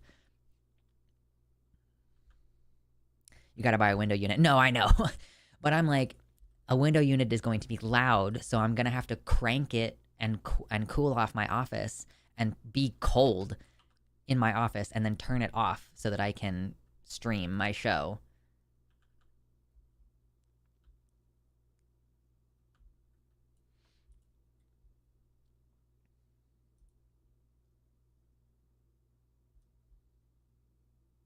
My therapist recently was kind enough to offer her notes if I were to ever seek an evaluation for either autism or ADHD, which kind of sounds rude out of context, but was nice in context. She's like, yeah, do you want me to provide you the documentation of all the shit that I've noticed about how fucking autistic you are? If you ever seek, because like I've been in front of I had a therapist for like 4 years. I had 2 different therapists. I guess technically I worked with more than just those 2, but I had 2 specifically my therapists over the past 4 years, and I have not been diagnosed autistic. So like even when we get in front of a therapist, we are not necessarily getting that diagnosis. Drea says, we did not used to have the 100 plus days here. We usually topped out at a couple days of mid 90s. So AC was not important back in the 70s when there was a massive housing boom in the PNW. No, I completely get it. It's the same reason why none of the housing in the UK is built with keeping you cool in mind. Like the buildings are built to keep heat inside, which is bad. And like, to be fair, like I'm in a rental and the flooring fucking sucks. So there's like kind of no reason for me to not open the windows at night. Cause I know that even when it is hot during the day here, it also cools off a lot overnight. So yeah, I just am, my health is so sensitive, and I'm hoping that basically by the time it gets to be 90 degrees, I have done enough work on trying to resolve my autonomic dysfunction that hopefully it's just like less of an issue. But genuinely, guys, it's like normal 70 degrees in my house, and sometimes I still get so hot that I have to like put water on my hair, and it's fucking really scary sometimes because I think that I am subject to heat-related injury in a way that other people aren't. And just because POTS most of the time isn't deadly doesn't mean that it couldn't lead to you getting dehydrated, and like that would be deadly.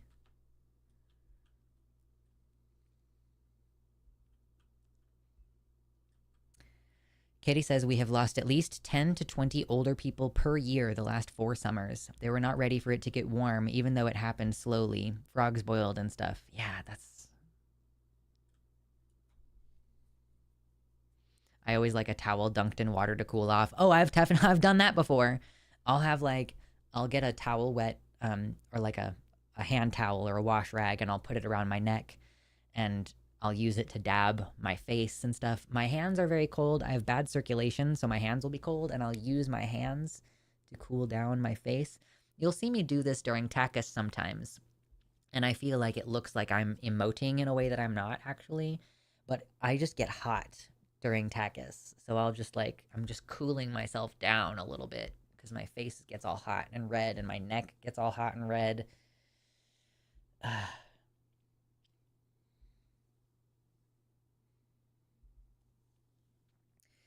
We hit wet bulb weather at 105 degrees. Is that 105 degrees? Roughly in large parts of Oregon and southern Washington. It may be that I have to move the streams later in the day. I don't know. This is one of those things that when I'm talking about like being afraid, I'm like, I am afraid of like the symptoms that I have. They freak me out. They make me uncomfortable. They take time away from my ability to do other things. Like, dude, I cannot emphasize enough that being disabled fucking sucks. Yeah, I know that trick too, Noah. You've got arteries in your wrists, so if you run cold water... Your hands also, surprisingly, like hands and wrists both are a great way to get your body cooled down. I am always relieved when I get my hair wet because it just immediately starts taking heat away from my head. I know there's lots of tricks to use. It's just like a lot of work to manage, and if you're not preemptive, then you can be in a bad situation and then spend the entire rest of the day trying to recover and fix it.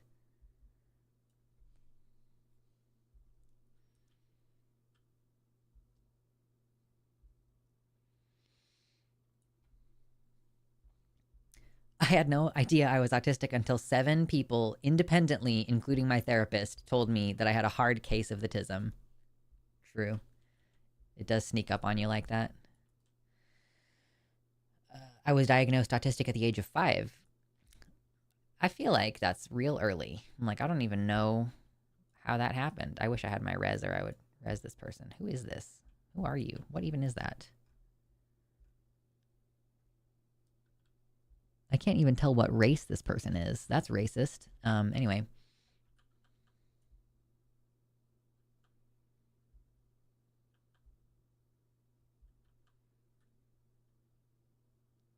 I don't think I put together I'm autistic really until the last few years. Yeah.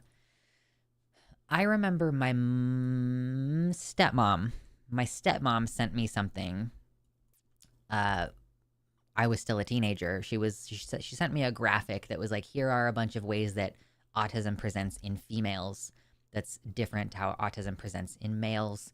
So I kind of had an inkling that I might be autistic from a fairly young age, like in my, like I was 16 or 17 maybe. But I don't think I really fully, completely understood and integrated that as part of my self-concept and how I needed to adjust the way that I move through the world until the past couple years, when I've been like, oh, the kind of fights that I have with my partner are because I'm autistic, and if he is autistic, it's not the same way that I am. Like, he learned some skills that I don't have as far as masking. And like I do think my partner has like sensory sensitivities that trend in the direction of autism, but like the way that he speaks and communicates is still very not autistic. Like, he will do the thing where he says, oh, the trash needs to be taken out, instead of like directly asking for the trash to be taken out by someone on a time scale, you know? So that's something that I've noticed where I'm like, you're communicating in a way that makes me feel like you're not autistic. And the communication troubles that we have seem like that is not typical for, like, none of my autistic friends have the same kind of communication problems that my husband and I have. I'm just like, what is this little guy doing? There's someone shooting at me with the toy with a cannon on it. He is trying to shoot me. It will do damage if it hits me. are we doing? We're playing a game suddenly. Oh, they're playing with each other. Okay, interesting. Weird. I didn't get a diagnosis till I was in my 30s. After about 2 years with the same therapist who was an autism specialist who I just got lucky to have, she was like, yeah, and added it to my chart. First clue I had was my Arizona chosen family sister was like, hey, my new boyfriend is on the spectrum. Could you let me know what vibe he gives you? And I'm like, gay? And she was all, because you're on the spectrum. And I was like, well, that's news to me. Yeah, it's the Dark Moon Fair. I haven't done anything with Dark Moon Fair. I should get on my Max main person later and see what the Dark Moon Fair is about. I think a lot of us with religious upbringing don't get the diagnosis early because it's so demonized. I also don't. Okay, so this is...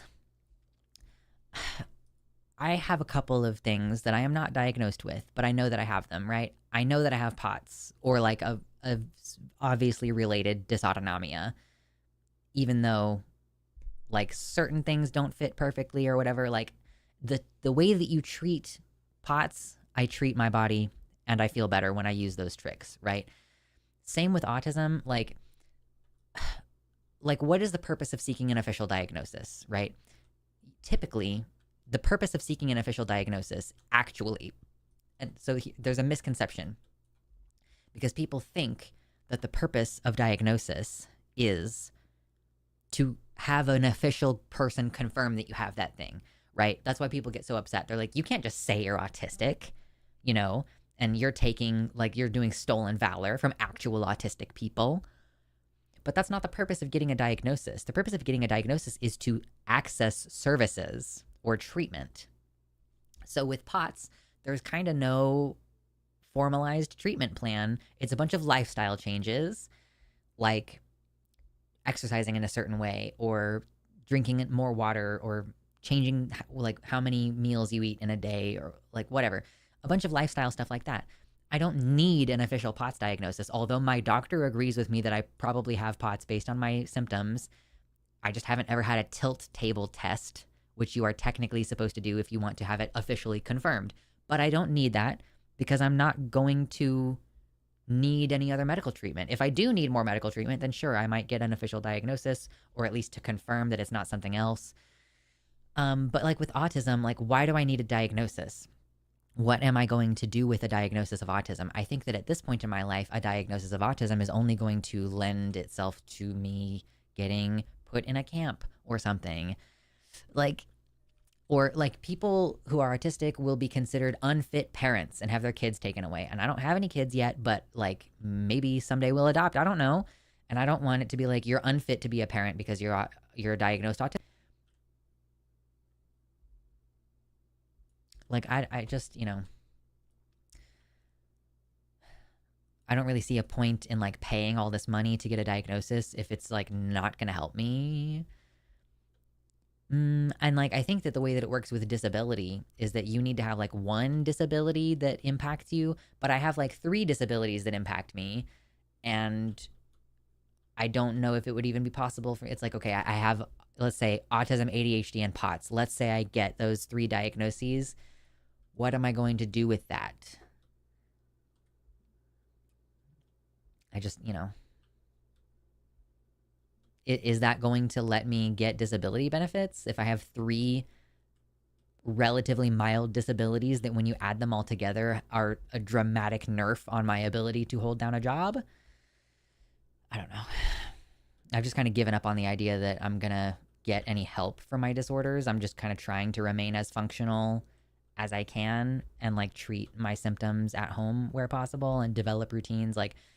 I'm not even sure that I want to keep taking Ritalin. I don't take it most days currently, even though I still have some. But it was definitely doing something for me, but I don't know if it was doing something for me that I want to keep having to take every day. Although, to be fair, also it raises my blood pressure, which might partly be why I'm suffering symptoms because I'm not taking my medication that raises my blood pressure. I should also say that the doctor that diagnosed me told me not to get the on-record diagnosis. This is what I'm saying. Even the doctors know that giving you a certain diagnosis could negatively impact you in other ways later. Like, I definitely don't want to be trying to get hormone related care, but then things have changed around people's view of transness and autism so much that like a doctor sees that I'm autistic and won't give me fucking hormones. You know what I mean? Yeah, I just don't see a benefit to getting officially diagnosed if I get along with autistic people better than non-autistic people. We have more in common. We don't have communication issues that I have with normal people. Like the kind of struggles that I have, like sometimes I say something and I'm like, that was not the right tone of voice. I don't think. Maybe like that came out a different way than I meant for it to. So like I have difficulty controlling the tone of my voice. My emotions don't come across to other people. Like even I'll be like looking in the mirror and like when I was a kid, okay, so my mom was abusive, right? And she would like, we would have like a fucked up morning and I would be like crying or whatever while I'm trying to get ready for school. And like, she would be like brushing my hair and I'm like crying, I'm like sobbing and I'm watching myself in the mirror. She interpreted that as like attention seeking behavior. Like I'm crying and I'm watching myself cry so that I can be manipulative or something. But I think I didn't understand what I looked like. You know, that I was having this feeling and I needed to correlate the feeling that I was having with like what is happening outside my body. And that's also something I think is like, you can be invalidated in a long-term way by having parents just not recognize your body language. So it was kind of this, you know, combination of things, but I didn't understand what my face was doing. Like, I think I have resting bitch face a lot of the time, so much that I've tried to, what feels to me like exaggerating my facial expressions, but I have to like look at my face in the mirror and understand like, oh, okay, when my face does this, it looks like that. When my face does this, I think it looks like this, but instead it looks like that. And like I had to learn how to do eye contact and everything. Like I had to teach myself appropriate eye contact because I realized like, oh, I don't like eye contact, but I'm supposed to do it anyway, so I should do it. And then I would do it a lot and I could see that people were uncomfortable and I was like, okay, you can't do 100% eye contact. You have to like look away a little bit, look back at them, look down at something, look at your nails. Like you have to switch it around. When you're saying something more important, you have to look directly at them. Like, obviously, I'm autistic. I don't need a diagnosis.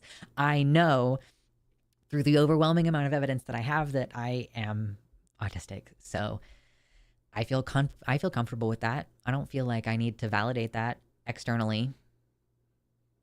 I am considering seeking out a dysautonomia specialist to help me with my POTS symptoms, but I probably am going to give it another few months of working really hard to minimize my stress and, you know, eat and stuff when I'm supposed to and everything before I get in on, like, before I try to seek a specialist out, because it's only going to be, it's like its own challenge to then have to navigate that process and start over with a new doctor and all this shit. So oh, yeah, I didn't even think about that. Noah says there are at least 4 countries that will not accept your visa if you have an autism diagnosis. I forget which ones. Yeah, because a lot of countries still have a policy of not allowing disabled people to get a visa. I think the assumption is that that person is going to be a drain on the tax situation. I think that Canada dropped that requirement.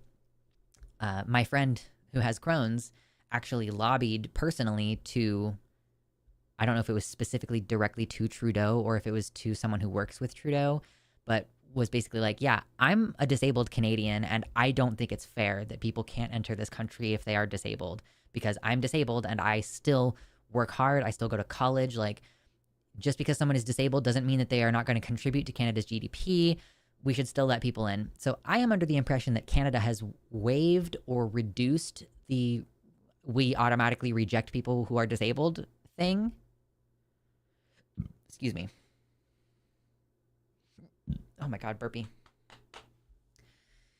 Okay, we've hit another one of those nights where I probably could continue, but I have managed to run the stream down to only 20 of the hardest core fans.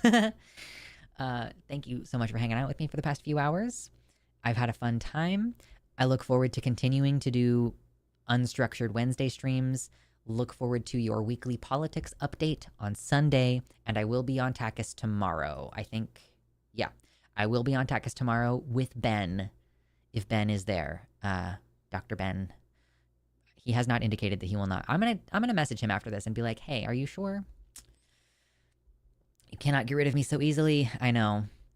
It's good stuff. Oh, we almost hit 69 likes. Just short. Yep, the hardcore fan club. Congratulations, Kitty Tick. All right, y'all. I will see you tomorrow.